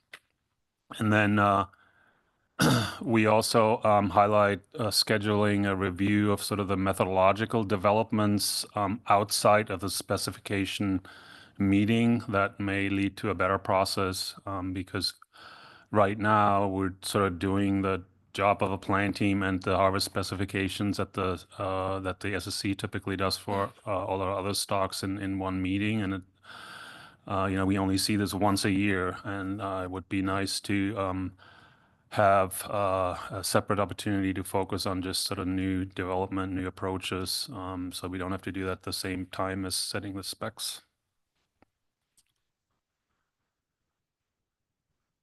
We also highlighted some research needs to fill data gaps, and that includes collecting genetic information and age, sex, and length data, particularly for sockeye and Chinook salmon. We also acknowledge that there's great value in having more in-season information. For example, a test fishery, as was also mentioned in public testimony, to kind of characterize the timing, magnitude, and distribution of the salmon as they return to Cook Inlet. And then finally, we look forward to incorporating a summary of the scientific information as it relates to the most recent social and economic conditions of all the relevant affected communities, processing industry, and fishing interests. So this is a big picture overview table. I mean, you saw all of this in the presentation. So the cells highlighted in yellow is where we differed from the SAFE team, and that is for the 2 Tier 1 stocks related to our recommendation to use the SMSY reference point, and I'll get back to that in the next slide. That affects the calculation of the minimum stock size threshold, and that first column was yellows, and then also the preseason OFL, ABC calculations, and then the only other difference is highlighted here in yellow for coho salmon, where we differed on the buffer. So for the Tier 1 stocks, that's Kenai River Late Run and Kasilof River, we recommend that the OFL, maximum fishing mortality threshold, minimum stock size threshold calculations are based on the SMSY as opposed to the lower bound of the escapement goal range that was proposed by the authors. We appreciated very much getting a fairly extensive discussion on that issue from the authors, and note that this is something that requires some further development and again may best be addressed by work group or workshop. In terms of some of the modeling work that goes into producing these numbers, we support the model approach that was proposed for the preseason projections for estimating run size and then the harvest rate in state waters. The authors are also working on developing a Bayesian approach to doing these projections, and and also helping with setting appropriate buffers, and we recommend that that be further developed. And again, that could benefit from input from kind of a plan team. For years where we differed from the recommendations, but from the SAFE plan team, we recommend a 30% buffer for the Kenai River Late Run and a 57% buffer for the Kasilof River. That's a reduction from those in the SAFE document for using SMSY as a reference point. The ones in the document are listed here, and this was based primarily on concerns about the methodology used to calculate these buffers and how OFL values of 0 or very low OFL values are handled in that approach. The reduced buffers that we propose are close to those based on the lower bound of the escapement goal, recognizing that the SMSY approach is more conservative than using the lower bound, and that there are no conservation concerns at this point, particularly for the Kenai River Late Run. Then with regard to the Tier 3 stocks, we support the classification of all the other aggregate stocks in Tier 3, support the new assessment methods that the team brought forward for those stocks, where the single year preseason OFL is the maximum of the average catches over a generation for the entire time period available for these kinds of analyses. And where the buffers are interpreted as a % reduction from the OFL, like we do for other stocks for consistency with the groundfish and crab buffers. And for salmon, we noted that the approach may be considered less precautionary than the Council's groundfish Tier 6 approach, or for a comparable data quality here in the Tier 6 groundfish. Compared to that, this may be less precautionary, but we did consider that appropriate for salmon because of their multi-year return. So not all parts of the population are vulnerable to fishing, only the ones that return in that given year.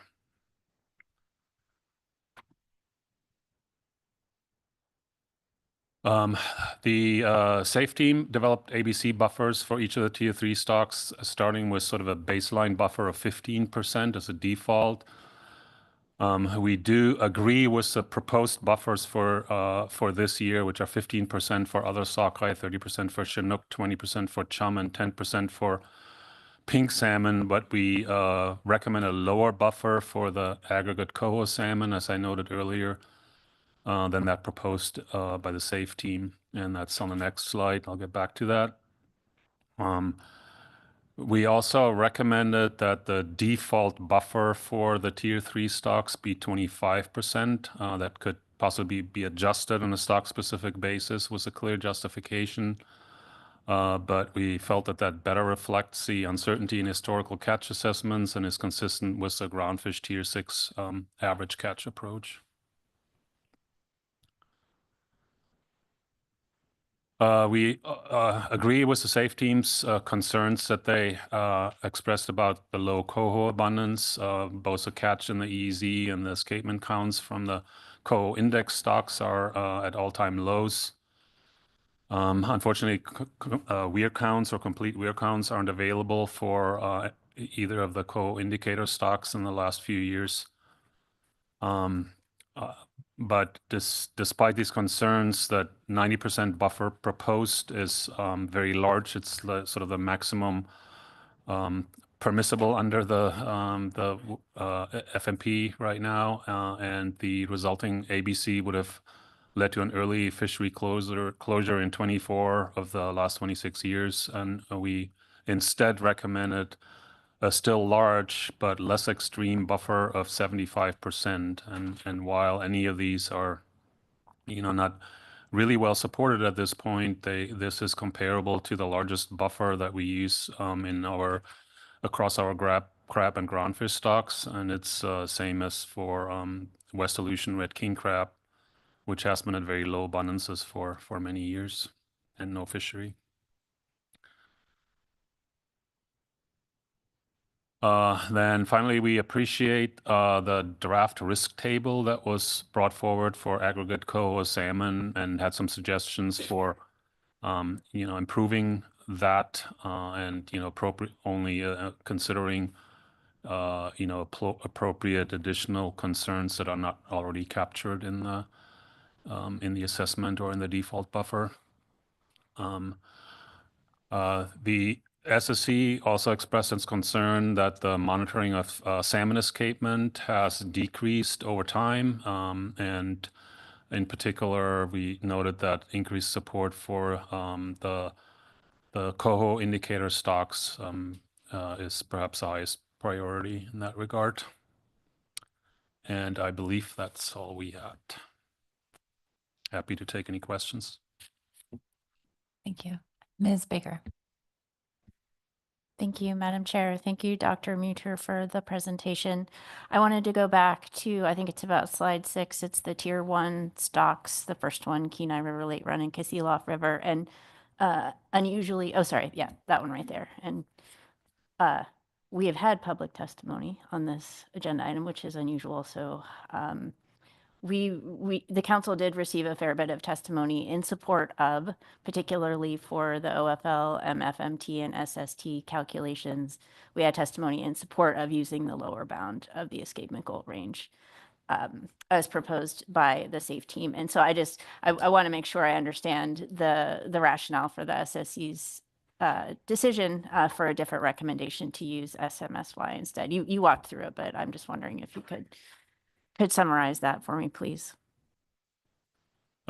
Yeah, I mean, we had some discussion about that, and we really appreciated the kind of the rationale that the plan team brought forward for maybe using the lower bound, but we ultimately felt that the using the escapement that tends to yield maximum tends to result in the maximum sustainable yield under sort of fairly well accepted salmon stock dynamics that usually use a Ricker model to try to capture the number of recruits that might be expected on a different levels of escapement, that we thought that was ultimately more consistent with CMSA, and that was also the appropriate reference point based on kind of known salmon dynamics, really. The authors pointed out that there were, and public testimony to us too pointed out that there were high recruitments even at the lower bound. And we acknowledge that, yet there's also a lot of uncertainty in both the spawner abundances estimates from the past and the estimates of the recruitments themselves, and we felt that the model estimated SMSY at this point was the appropriate reference point. I don't know if you want to add anything to that. Does that answer your question? Thank you. Mr. Sakata and then Ms. Kimball. It's on a different topic. Is that okay? Ms. Okay. Kimball. Thank you for that response. Just on a follow-up to that, then you kind of ended that rationale with at this point. Is there anything that you would see in the future that would have the SSC make a different recommendation, or is this kind of the rule that you would follow based on what you said with salmon stock dynamics, that we should expect to see this again in the future? Yeah, thanks for the question through the chair, Ms. Kimball. As we noted, that is an area that we consider would require some further development, and that this in particular is probably something that would really benefit from having, an additional kind of independent review of some of the methodology that we can't really fully do during a harvest specifications meeting. And it would also benefit from, looking at other regions and other stocks of, West Coast stocks and how that's handled there. We heard in public testimony that in some cases they use a lower bound. For some stocks in the Eastern Gulf of Alaska, the lower bound is used. But we felt that that needs a bit more development if we were to go in that direction. Yes, and follow up Mr. Twite and then Mr. Scott. Thanks, Madam Chair. Thanks, Dr. Muter. You listed off several things that could be looked at through a workshop process or something like that. I was listening as well for a connection with at least the NMF's policy on ecosystem-based fishery management and how one might regard spawning escapement of salmon relative to ecosystem health. And I was wondering if that came up in the SSC discussions at all, or is that something that the SSC thinks don't need to be thinking about here, or? Through the chair, Mr. Twite, I don't recall any specific discussions about that at this meeting. I think we're still thinking in terms of sort of getting the methodology down for these stock aggregates without, having really thought through sort of the ecosystem considerations, which obviously for salmon are, perhaps key considerations in terms of their role in the streams and also in the marine environment. But we did not discuss that at this meeting.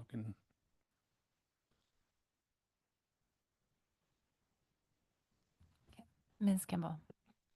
Thank you. My other question was on the appreciation for the draft risk table, and maybe we have it, but I don't have it yet in front of me, your written minutes to see if you had specific recommendations for how to modify the draft risk table, and if things like, having weirs wash out affect are types of factors that would be incorporated into the risk table, similar to in our groundfish process where if you missed a survey. I mean, I'm looking if the SSE had specific recommendations for the authors of the risk table. Yeah, thanks for the question through the chair. I don't think we made very specific recommendations except to say this was, clearly characterized as sort of a first cut at a risk table, and we've some of the sort of characterizations didn't really directly pertain to an elevated risk, and we just thought that it could be, clarified what they, meant and the risks that they did list, but it would certainly include considerations like that where there's a missing survey or other concerns. I mean, very similar. We would envision it to, and it was modeled after the groundfish risk tables, and the authors, looked at those and kind of modeled it after that. And so we would expect it to include concerns about the dynamics of the population, about the assessment itself, the uncertainties in the assessment, to what extent they are reflected in the modeling or not. And then any concerns with the surveys, any concerns in the fishery itself that might hint at conservation concerns. So very similar to, but we did not like make very specific recommendations. I'm looking at my co-chairs here. Actually, not my co-chairs, but Sherry's co-chairs.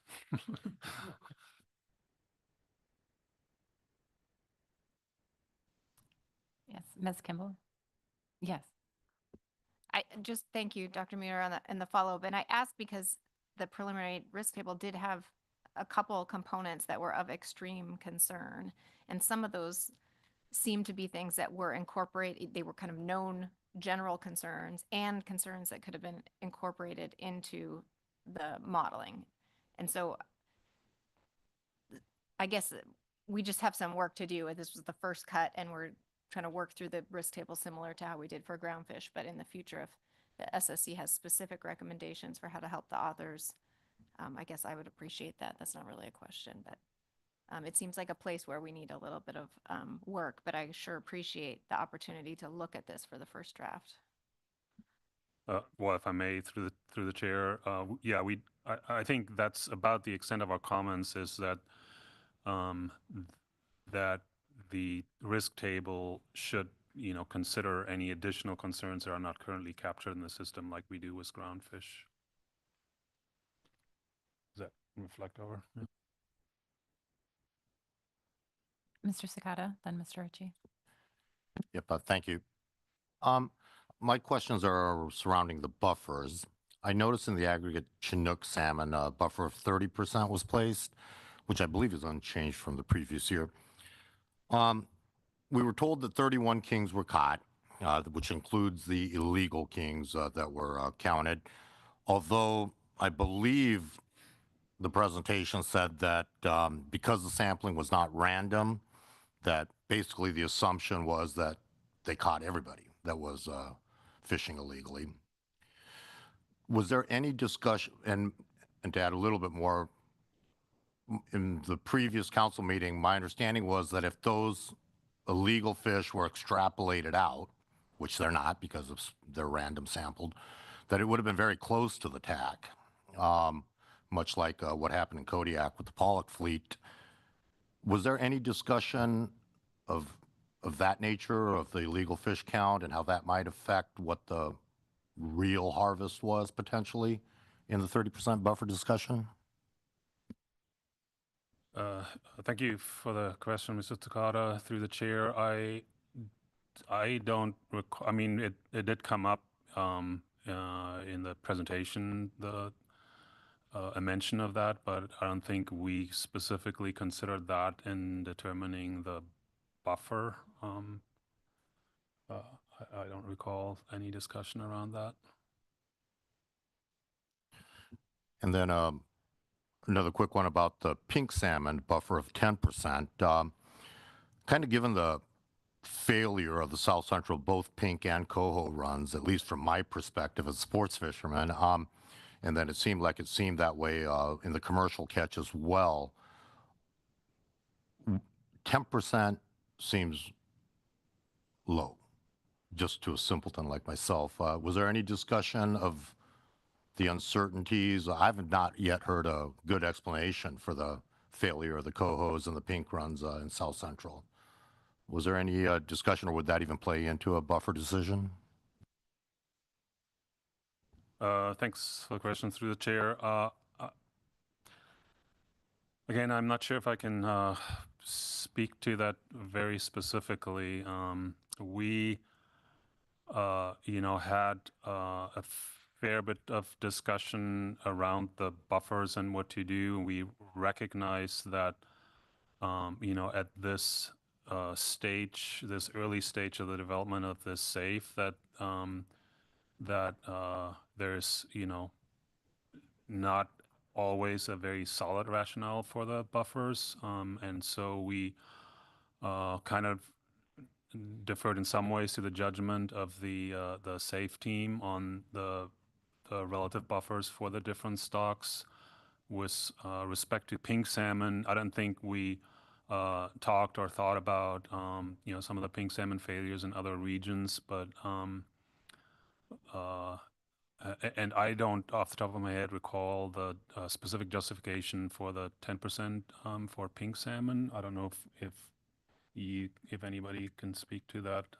But again, we kind of justified that based on the rationale provided by the SAFE team. Thank you.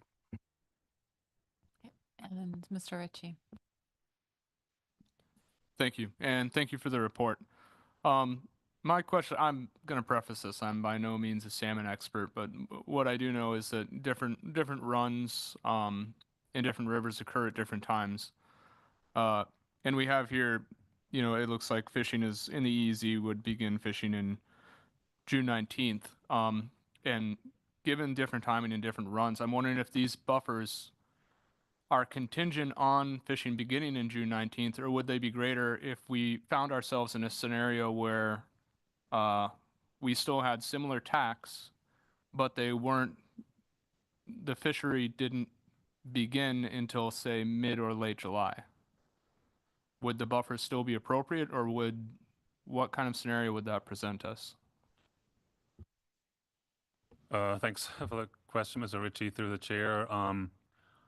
I'd have to think about that, but certainly if there are considerable changes in the way the fishery is prosecuted as a result of this, that may require reconsideration of the buffers as well. I mean, I think the general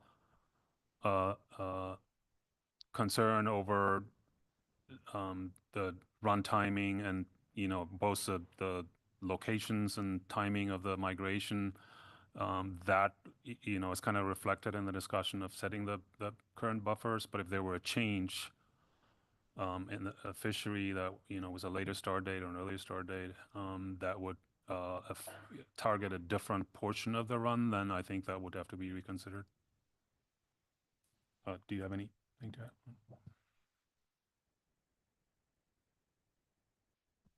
I'm not seeing any other questions. Thank you very much for the. Oh, I'm sorry, Ms. Goen. Thank you, and thank you for the presentation, Dr. Muter. My question's back on slide 4 of your presentation, where you say the SSC looks forward to future incorporation of a summary of scientific information on the most recent social and economic conditions. And I'm wondering if the intent behind that bullet includes both state and federal fishing interests. And then for the scientific information, would it be a summary of both Western science and local and traditional knowledge? Thanks for the question, Ms. Goen, and through the chair. Yeah, so this is kind of in, like, I don't think we had, very specific discussions in this case about the different pieces that might go in there. We didn't review the EA, for example, that might have some of that information. But this was more in line with our, request over, a number of years now to just figure out a process to bring relevant information to the council at the time of spec setting. We did at this time here, since we didn't have anything in front of us, like particular pieces of information that might be useful to review. We didn't have discussions on what that might entail, what types of data, or what the scope of the data collection or the data that might be relevant here would be. Since it's such a, this bifurcated system, I'm not in the, this body looks at the federal EEZ, so I don't know what the appropriate blend of, information from the different interests might be. I don't think I'm stumbling a little bit. I don't really know what, we didn't discuss details, and that I know that. I don't know if you have anything to add. Ms. Going through the chair. I think part of the intent with this too was to start the process of creating the necessary social economic information that we might typically receive with a SAFE. So like Franz said, we didn't have anything at this point to review. However, we did have discussions about work groups and trying to form technical groups to mature the SAFE. So I think that was definitely inherent in this comment.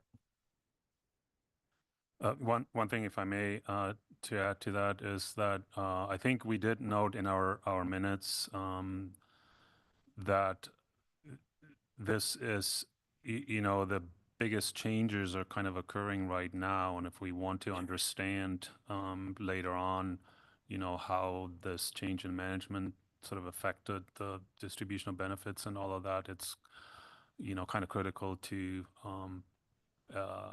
keep track of that information now as soon as possible.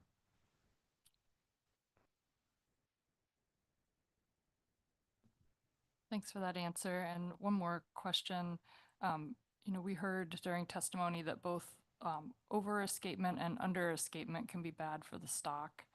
So what I took away from that is being too conservative can actually be bad for the stock.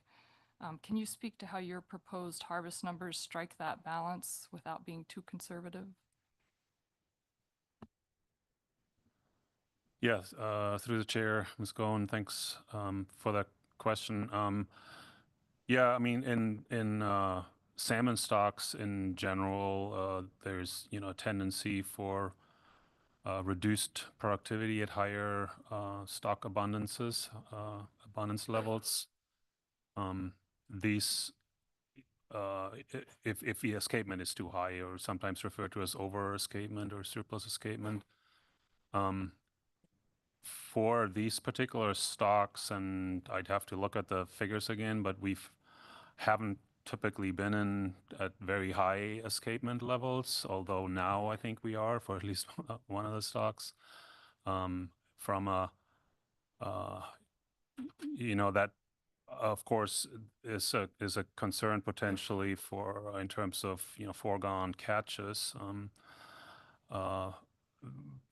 But we are, from the, in terms of our role, we're choosing trying to choose a reference level that allows for a fishery while reducing the risk or controlling the risk of overharvesting.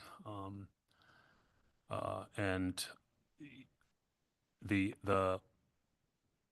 over escapement or surplus escapement is really more in the management realm. I mean, that's how the stock is managed in season, whether it's possible to to make sure that overescapement doesn't occur, that's a sort of more of a management consideration.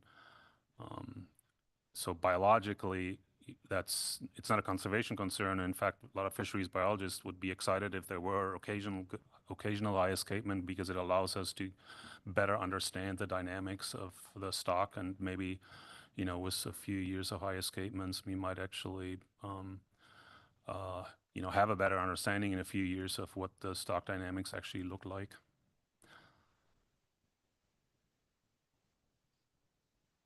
I don't know if you guys want to add to that. Over escapement. Thank you. And Ms. Kimball?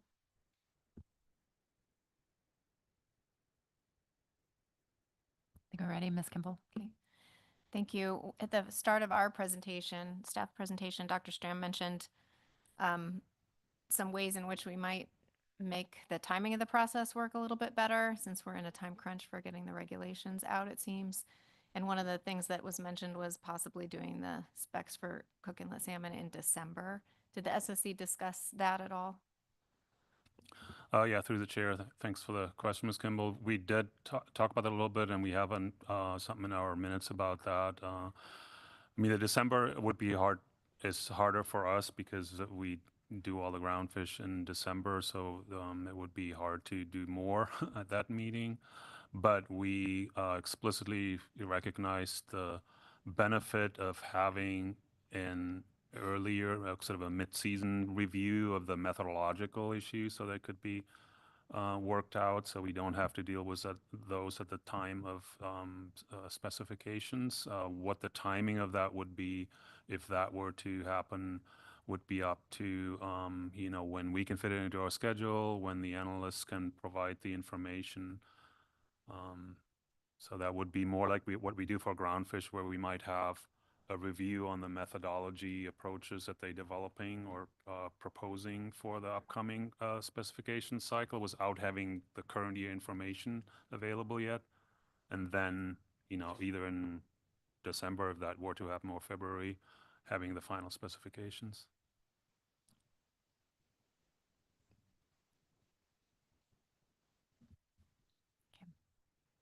Not seeing any other questions.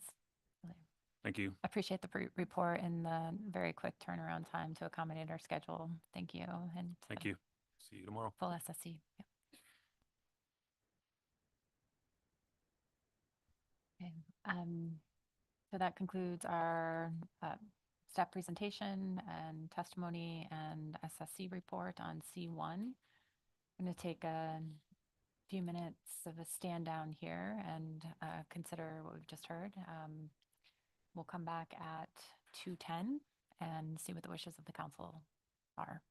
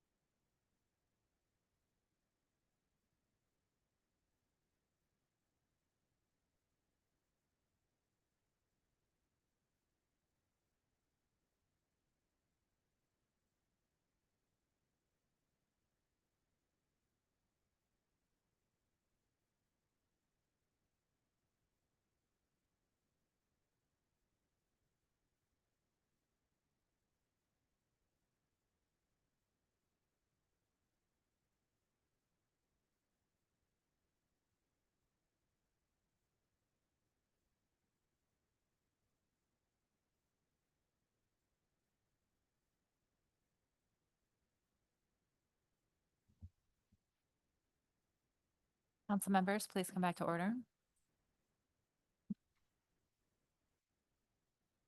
Again, we've received staff presentation, public testimony on C1. I'll ask what the wishes of the council are. Mr. Curlin. Thank you, Madam Chair. I have a motion on agenda item C1. And I'll wait for it to come on screen.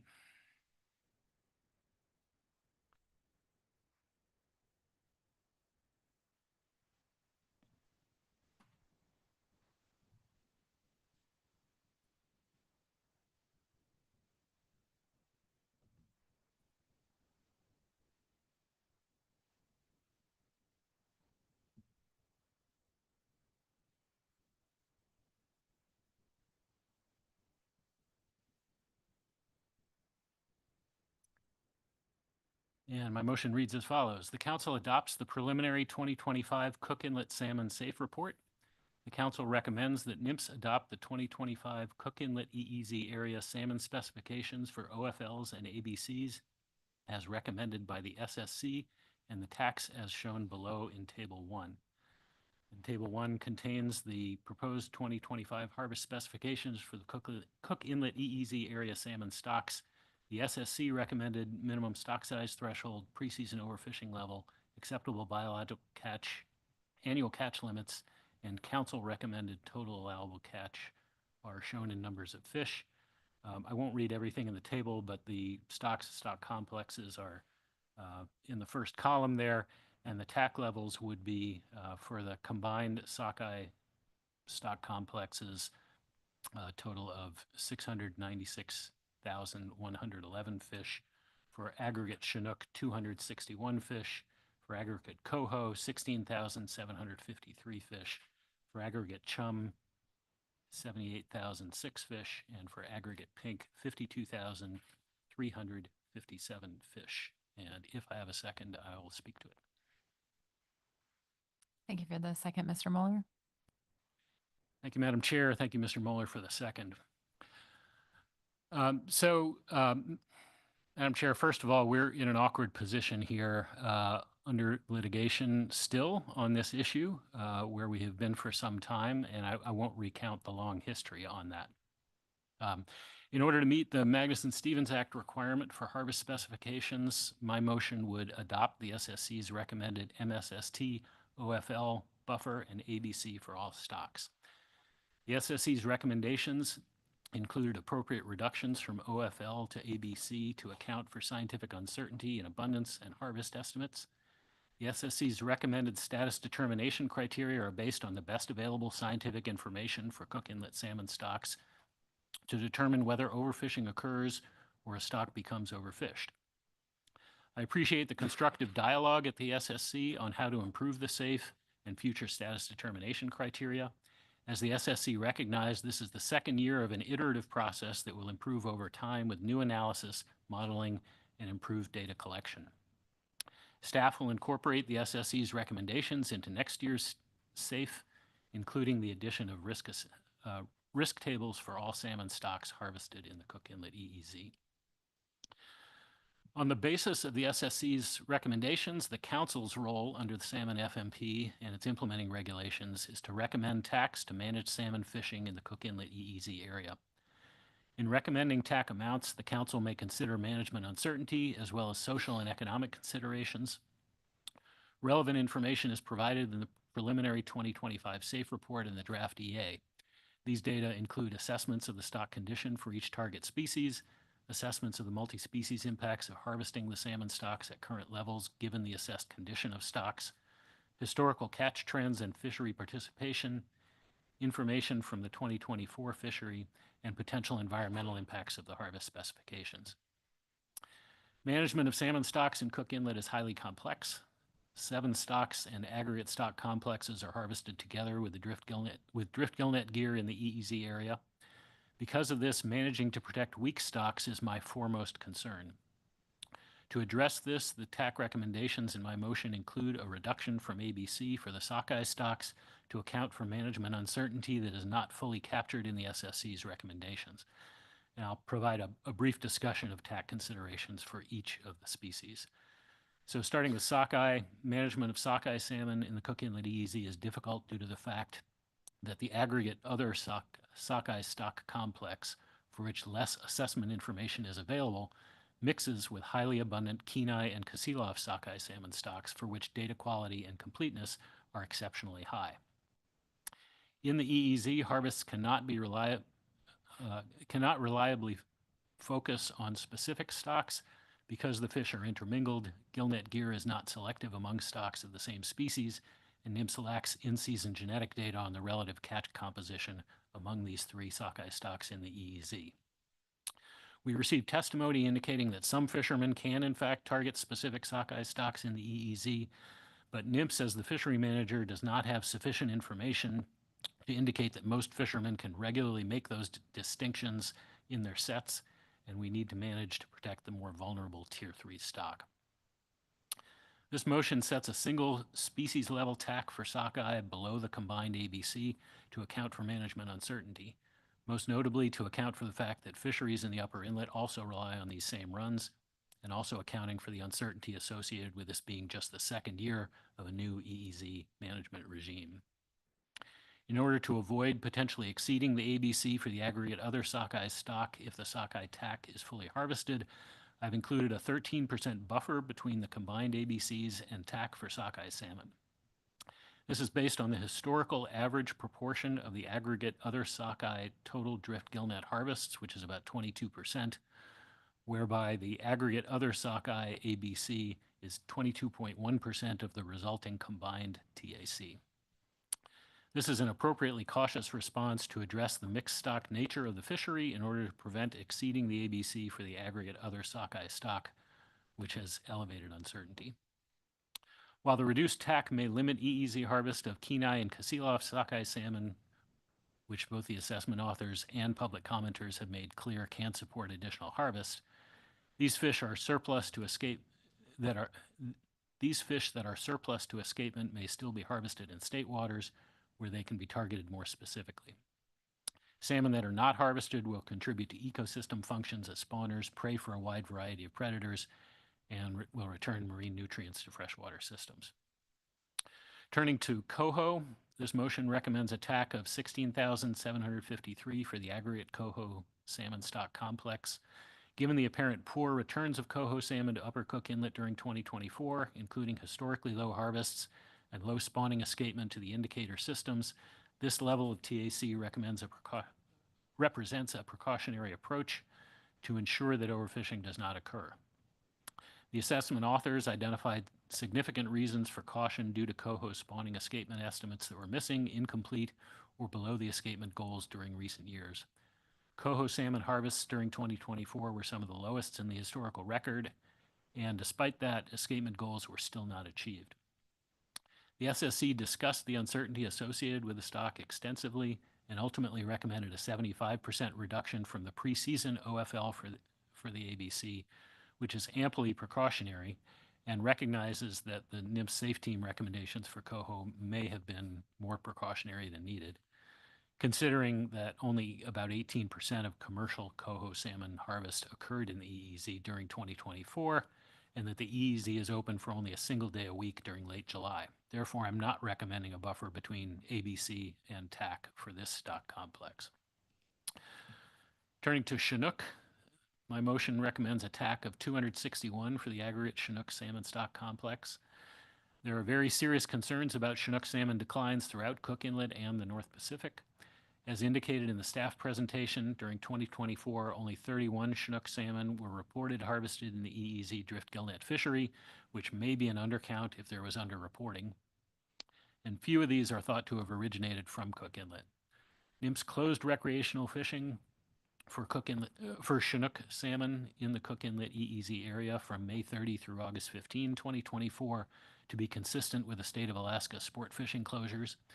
As such, the TAC recommendation is expected to allow fishing to proceed in the EEZ, focused mainly on sockeye, while maintaining limited harvests for Chinook salmon. An important consideration for NMFS managers is to have a TAC amount that is not so low that it creates an incentive for fishermen to discard or fail to report catches of Chinook. This recommended TAC of 261 is intended to be high enough to prevent those problems and low enough to prevent overfishing. The NIMS Office of Law Enforcement and other partners will continue monitoring and enforcement activities during the 2025 fishing season with the goal of full EEZ harvest reporting and compliance with all federal regulations. For chum and pink, the catches of those stocks are assumed to be incidental in the Cook Inlet EEZ commercial fishery. There are no known conservation concerns for these stocks, and therefore no additional reduction from ABC to TAC is warranted. The recommended TACs in Table 1 would prevent overfishing and are consistent with achieving OY over the long term, consistent with National Standard 1. For all of the salmon species, the TACs will be used in combination with scheduled fishing periods that allow at least 5 days of fish passage per week when no commercial salmon fishing is permitted in the EEZ. Further, there will be daily monitoring by NIMS in-season managers, and any in-season actions would account for the lag time required to close the fishery. This conservative approach is appropriate in light of the uncertainties associated with managing a still new EEZ fishery and is intended to prevent harvest from exceeding the ACLs as required by the Magnuson-Stevens Act. And finally, as mentioned at the February 2024 meeting and discussed during NIMS consultations with Cook Inlet tribes and also brought up in the staff report, I'm committed to continuing with consultations regarding a potential future tribal fishery in the Cook Inlet EEZ and working with those tribes to bring a proposal back to the council for consideration.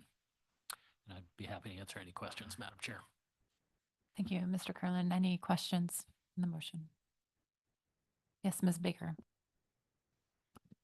Thank you, Madam Chair. Thank you, Mr. Curlin, for the motion.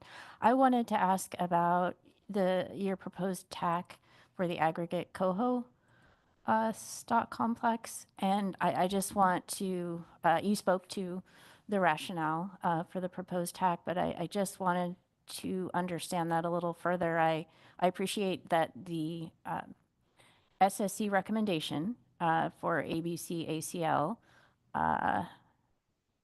that you've shown in your motion, that's the recommendation we accept as this body. But I guess just in terms of what the SAFE team recommended initially in the SAFE and a lower ACL in terms of around 6,701 fish. And so I guess I was a little surprised to see no additional buffer proposed for the TAC for coho, given some of the potential management concerns that the SAFE team outlined in the SAFE and in the presentation. And could you just perhaps either repeat or help me understand a little bit better why you're comfortable with a change from in terms of a TAC for the SAFE team's recommendation that came in about 10,000 fish below in that aggregate coho stock complex, and what you're comfortable here with the TAC? Madam Chair, Ms. Baker, thanks for the question.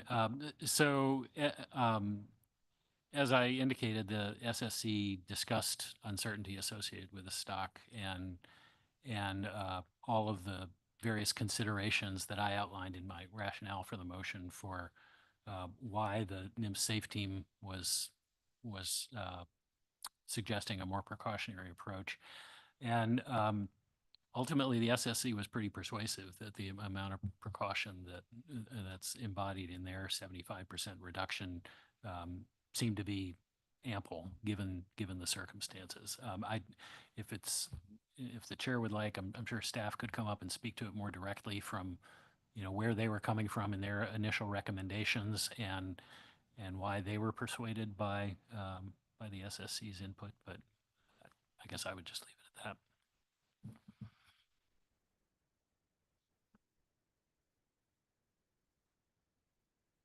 Would staff be willing to come up and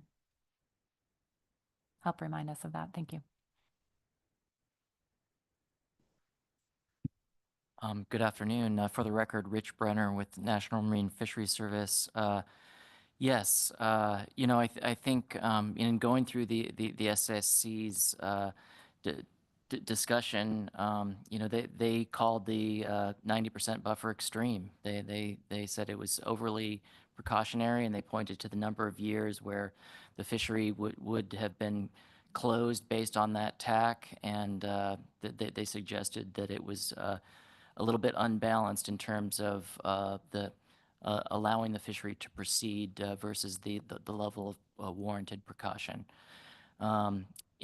In our reassessment of this after the SSC meeting, we also noted that a relatively small proportion of the overall harvest, overall commercial harvest, not even including other harvests, including sport and other harvest, occurs in the EEZ. I believe that the 2024 commercial harvest proportion was 18%. So, not even 20% of these fish are harvested in the Cook Inlet EEZ. Considering that number and considering the SSC's comments and the fact that, as was pointed out, there is only one period a week during the late July period where previous assessments have suggested that coho are passing through this district. So 6 days a week, coho are allowed to pass through the Cook Inlet EZ and to the Northern District and elsewhere.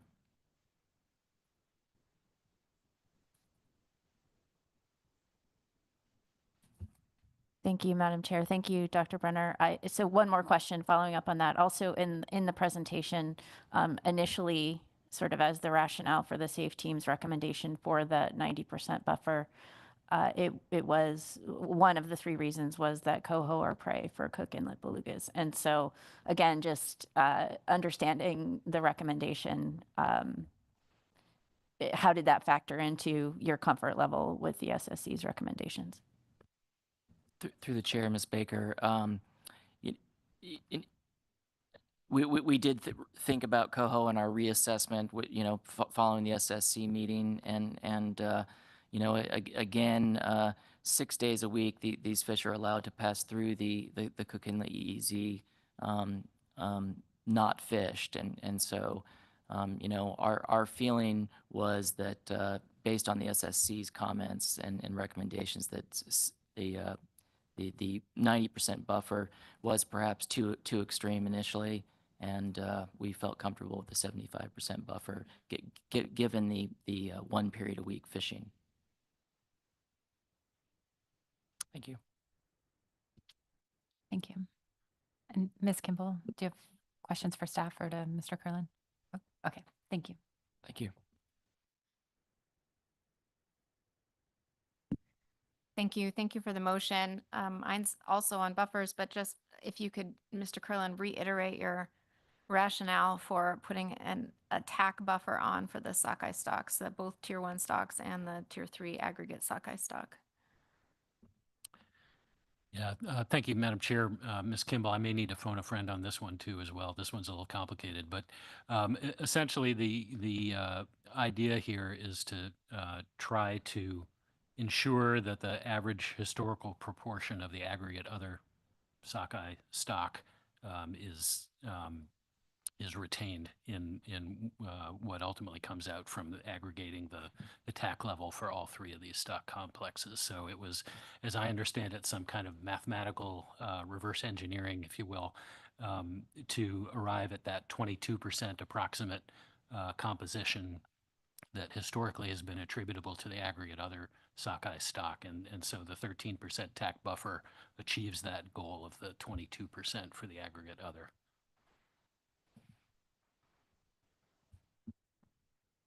Was that clear, Ms. Kimball?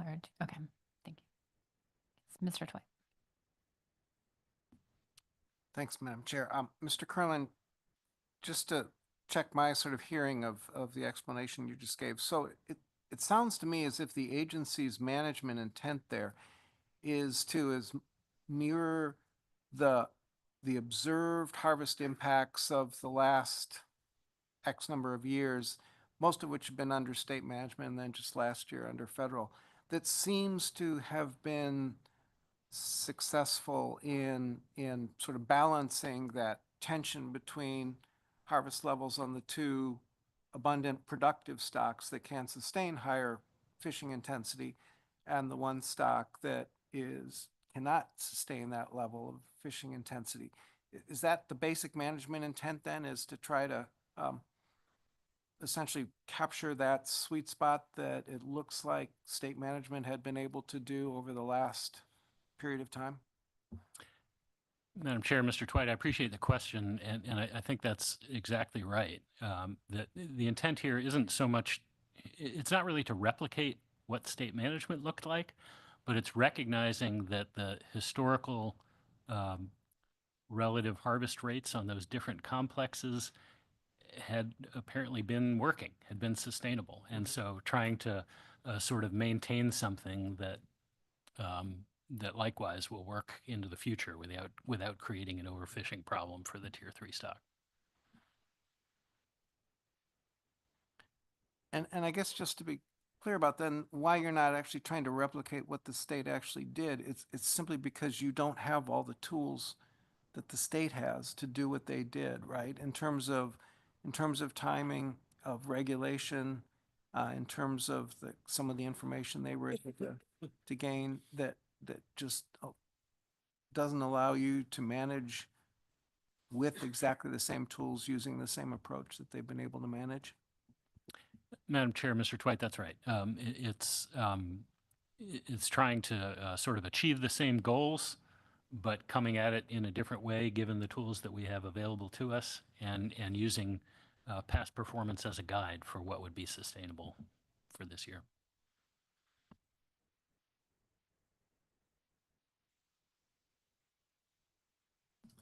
Yes, Mr. Mueller.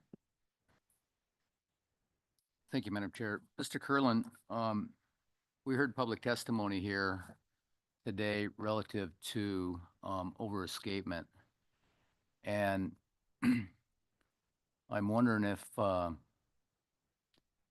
the additional buffers on the TAC might be overly conservative relative to escapement and whatnot. We heard from the public, I think, as well as from the SSC, the downside to both under and over escapement relative to salmon. So did you put any thought to that when adding those additional buffers? Madam Chair, Mr. Mueller, thanks for the question.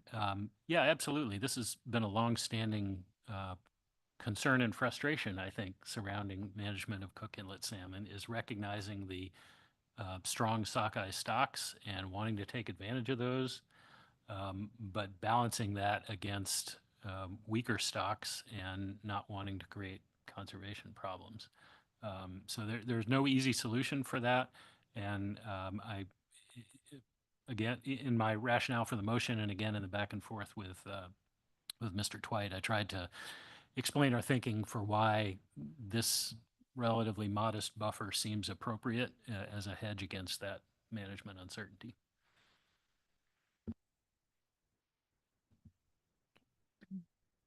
Any further questions?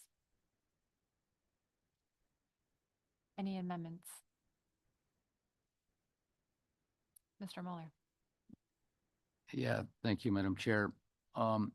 Is it appropriate for me to do an amendment as a second? Okay, thank you.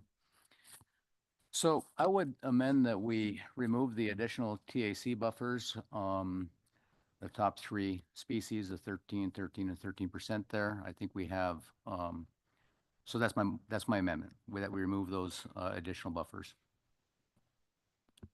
Happy to speak to it. Is there a second? Yes, thank you, Ms. Goen. Would you like to speak to your motion or your amendment? Yeah, thank you, Madam Chair. I think, you know, my questioning back and forth with Mr. Curlin here kind of articulates, you know, my feelings on this. I think we have heard from the public that, you know, there are concerns with over-escapement. That coupled with the fact that we still have a state water fishery as well to help manage the escapement goals. In addition to that, as outlined in the staff reports, the triggers that we have built into the agency's management tools here to to shut down areas and manage it, what appeared to be real time. I think with those considerations in play, that the additional TAC buffers are not necessary. Thank you, Mr. Mueller. Any questions on the amendment? Any comments on the amendment? Yes, Mr. Curlin. Thanks, Madam Chair, and thanks, Mr. Mueller, for the amendment. I understand where you're coming from. I'm not going to support the amendment for the reasons I tried to articulate in the reasons for the 13% buffer. I'm concerned, given the management uncertainty in this situation, and given that we just don't have that much information about the aggregate sockeye stock or an ability to fish differentially on those different sockeye runs. I hear loud and clear the concerns about overescapement and the desire to take advantage of those stronger Kenai and Kasilov stocks. But with our staff responsible for the in-season management and given the management uncertainty involved, I feel a buffer is appropriate. Thank you. Thank you. And Mr. Twite, comment? Thanks, Madam Chair. Thanks, Mr. Mueller. I'm going to oppose for the reasons that Mr. Curlin outlined. I think certainly I look forward to additional development of methods, and I think we've heard both incorporating indigenous knowledge as well as Western science that will allow us to apply in the federal waters some more stock-specific management that would, I think, in my mind, really obviate the need for the TAC buffer that Mr. Curlin proposes. But we don't have those yet. And in addition to the problems that Mr. Curlin sort of outlined, with the risk of that he's trying to address with the additional TAC buffer, an inadvertent overage in federal management is an action that would then have to be corrected for in all the following state fisheries. And I think that's very much, we successfully avoided that last year. Combination of the management framework, but also a measure of luck too. We should all be honest about salmon management. You can do everything with the best of intentions and still come up well short at times and look like an awful manager. At other times, you can do things poorly and come out very well and look like a good manager. That's salmon. I'd like to avoid putting the feds in that position where either the state has to make some pretty painful choices with their fisheries in order to meet conservation objectives, which is what they will do. I have no doubt that the state wouldn't do that. But I'd like to minimize the risk of putting them in that position. So until we have better tools within the federal waters for sorting these out, I'm going to continue to advocate for the type of management frameworks that I think Mr. Curlin's motion is trying to get at with the TAC buffer. Yes, and Mr. Mueller? Yeah. Thank you. Thank you for that feedback. Certainly not going to fall on my sword over this particular issue, but and I too, Mr. Twite, wish that that the feds weren't in this predicament of managing my fishery as well. So I just wanted to add that. Thank you. Any other comments on the amendment? Mr. Lahovde? If I could just give a Fish and Wildlife Service perspective, is that oftentimes overescapement, as it's called, I don't really like the term, but it's looked at as a negative. And from a wildlife perspective, I just like to state the obvious, maybe that it should be sometimes looked at as a positive, that more salmon that make it up to the spawning grounds means more eggs and more smolt for the future. So just wanted to present that. Thanks. Any further comments on the amendment?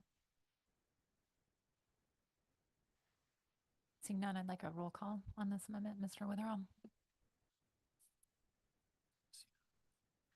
Calling the roll on the amendment to remove the 13% buffer on sockeye stocks. Ms. Baker, No. Ms. Goen, Yes. Ms. Kimball, Yes. Mr. Kurland, No. Mr. Moeller, Yes. Mr. Ritchie, Yes. Mr. Sukata, Yes. Mr. Twite, Ms. Vanderhoven, No. Mr. Williams, Yes. Ms. Drobnika. No. Motion passes 6-5.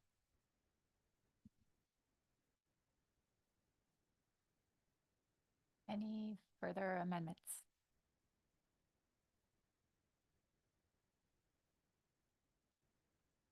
So any comments on the amended main motion? Yes, Ms. Baker.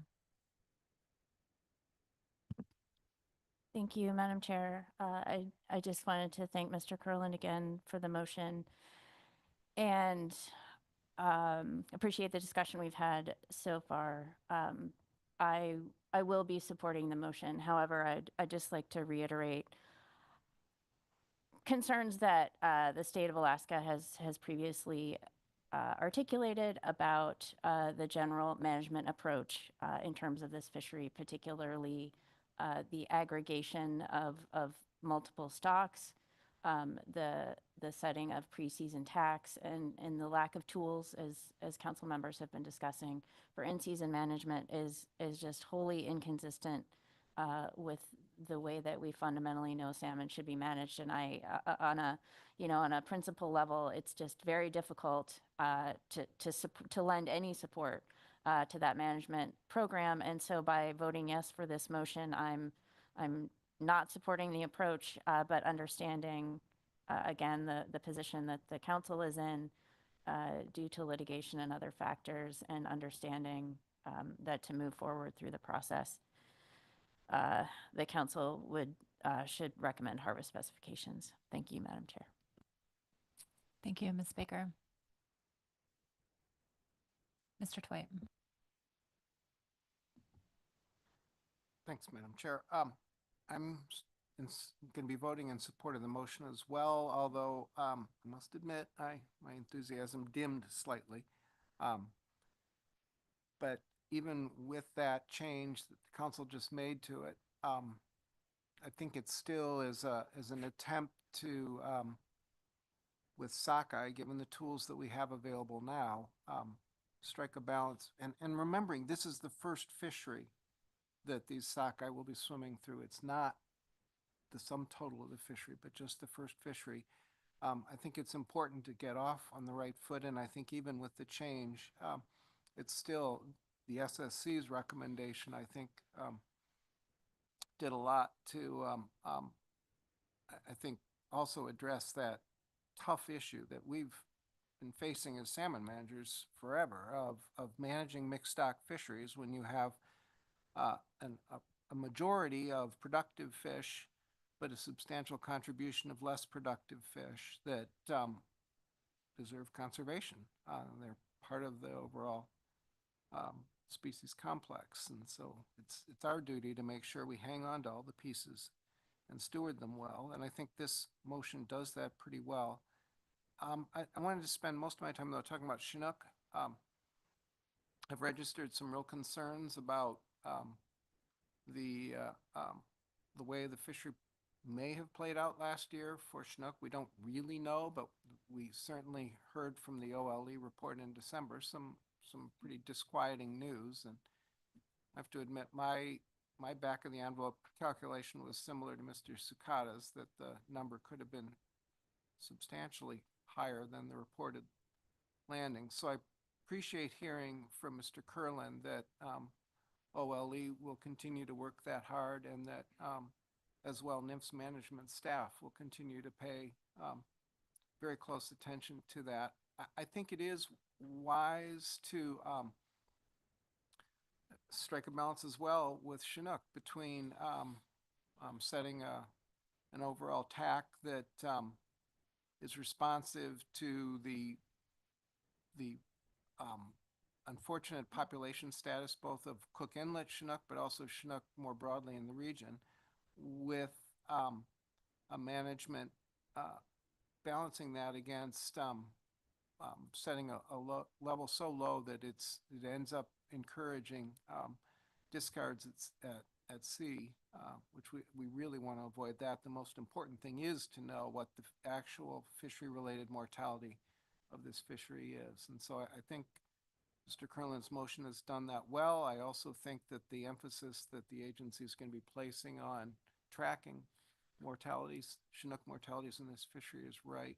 I also think that the agency's thoughts about an intention to get a better understanding of Chinook stock composition at this juncture in this fishery is well placed.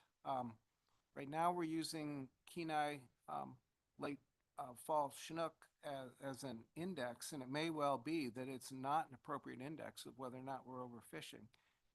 And that will determine through stock assessment. But with a maximum mesh size of 6 inches, it is indeed unlikely that maturing Chinook returning to the Kenai are going to be as vulnerable as many of the feeder Chinook that are also in the area. And so we should probably be taking a look at conservation, not just through the lens of Kenai large Chinook, but through the lens of some of the other stocks that are present. Maybe that we won't have an indicator anymore, but overall we know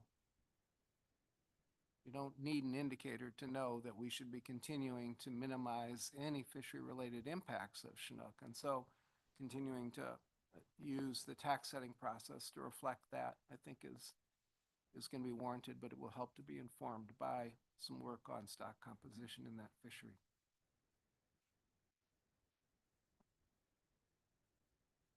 Thank you. Mr. Mueller, then Mr. Williams. Thank you, Madam Chair.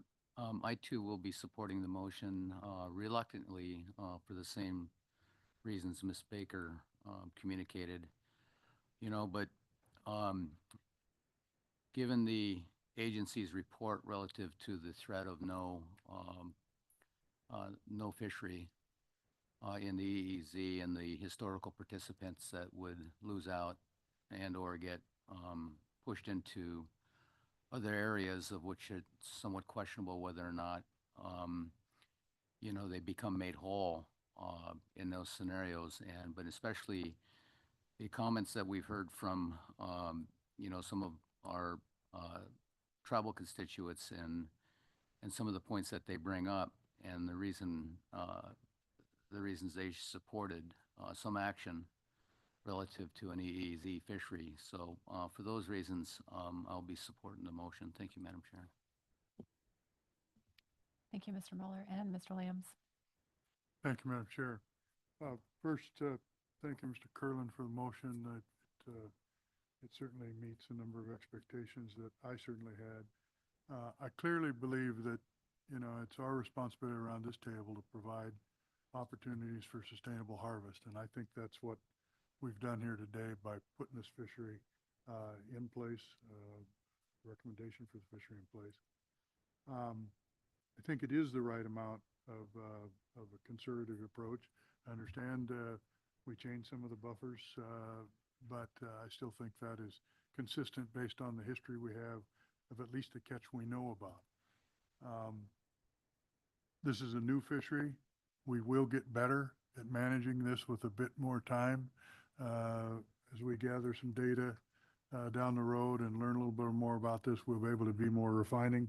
I hope some of the things that Mr. Twite suggested come to pass with regard to some of the kinds of information that may become available to us. It will make it a lot easier. The main reason I wanted to comment was we had some testimony during the public testimony portion that someone suggested that the only solution that they could see was to fish right up to the TAC level. That approach is playing with fire. I hope that as we implement this fishery, people understand that some of these TACs are very conservative. They need to be conservative. We've got issues with some of these stocks. Purposely fishing, trying to fish right to the end rather than trying to avoid some of these more critical stocks like coho is the wrong approach.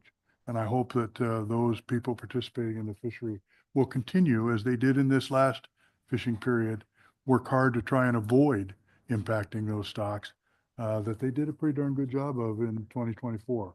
So I hope that's something that people consider as they go into this next year's fishery. Thank you. Yes, Mr. Curlin, then Mr. Sakata. Thanks, Madam Chair. I will be supporting the amended motion, even though I didn't support the amendment itself. I think the absence of those buffers is going to put quite a lot of pressure on our in-season managers. But it is what it is. I just want to acknowledge what I think all of us around the table know, that this is a situation none of us wanted to be in with federal management of the EEZ fishery, but we were brought here by unfavorable litigation outcomes and recognize that it's an imperfect situation at best. And I also want to acknowledge the reservations that a number of my fellow council members, maybe all, have about this predicament. But again, it is what it is. We are where we are. This is the council's fishery management plan, and I do think it's appropriate for the council to set harvest specifications for its FMP rather than relying on the secretary to do so. So I will be supporting the motion. Mr. Sakata. Yes, thank you, Mr. Curlin, for the motion. I too will be supporting this motion. As everyone has already stated, I also have some serious concerns about how this plan has come together. I would acknowledge that this is kind of year 2. If I knew that this was going to be some type of final action that was permanent without improvement, I don't think that I would be in a position to be able to support it.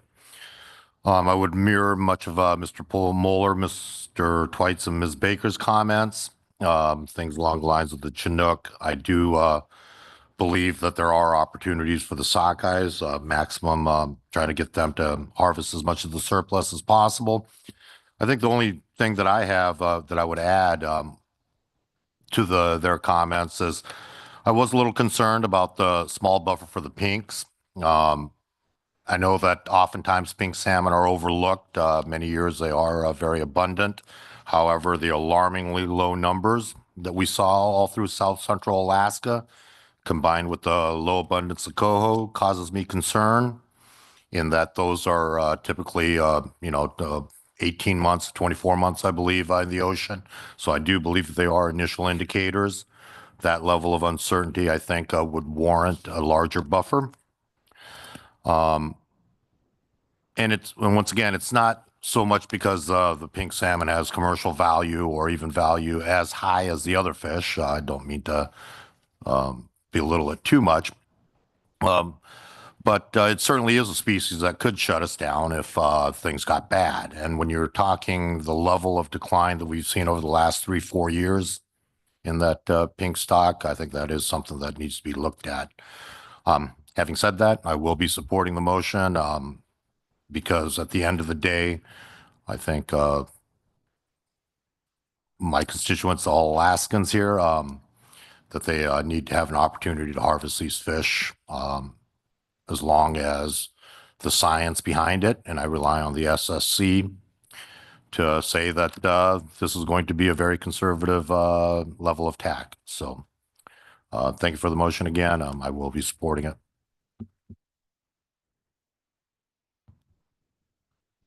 Thank you. I'm not seeing any other comments. So Mr. Witherall, roll call vote, please. Calling the roll on the amended main motion for Cook Inlet salmon tax. Ms. Goen, Yes. Ms. Kimball, Yes. Mr. Kurland, Yes. Mr. Moeller, Yes. Mr. Ritchie, Yes. Mr. Sukata, Yes. Mr. Twite, Yes. Ms. Vanderhoven, Yes. Mr. Williams, Yes. Ms. Baker, Yes. Ms. Dropdeka. Yes. Motion passes unanimously. Any further action on C1? Okay. Seeing none. Thank you all. So we are going to break for the day. Oh. Ms. Goen. Thank you. Through the chair, I don't have a motion, but more of a question. I know during the staff presentations, we also heard questions on the timing of specs for the future and the idea of this workshop. I didn't know if there needs to be discussion or direction by the council on that. Thank you, Ms. Goen. I'm not sure we're ready to have that discussion right now. I think maybe we heard a lot of input and might want to contemplate. We have to, of course, always navigate these types of asks with larger agenda issues and prioritization. So, and typically we do that in staff tasking, which we won't have the opportunity to do this meeting, but we'll hold that for subject matter potentially for our next meeting if we have time. Thank you. Okay. Thanks. So we will break for the day and come back at 8:30 and we'll begin the C2 presentation at that time. And council members, please do check your inbox for the email reminder to the invitation to the reception tonight. Thank you.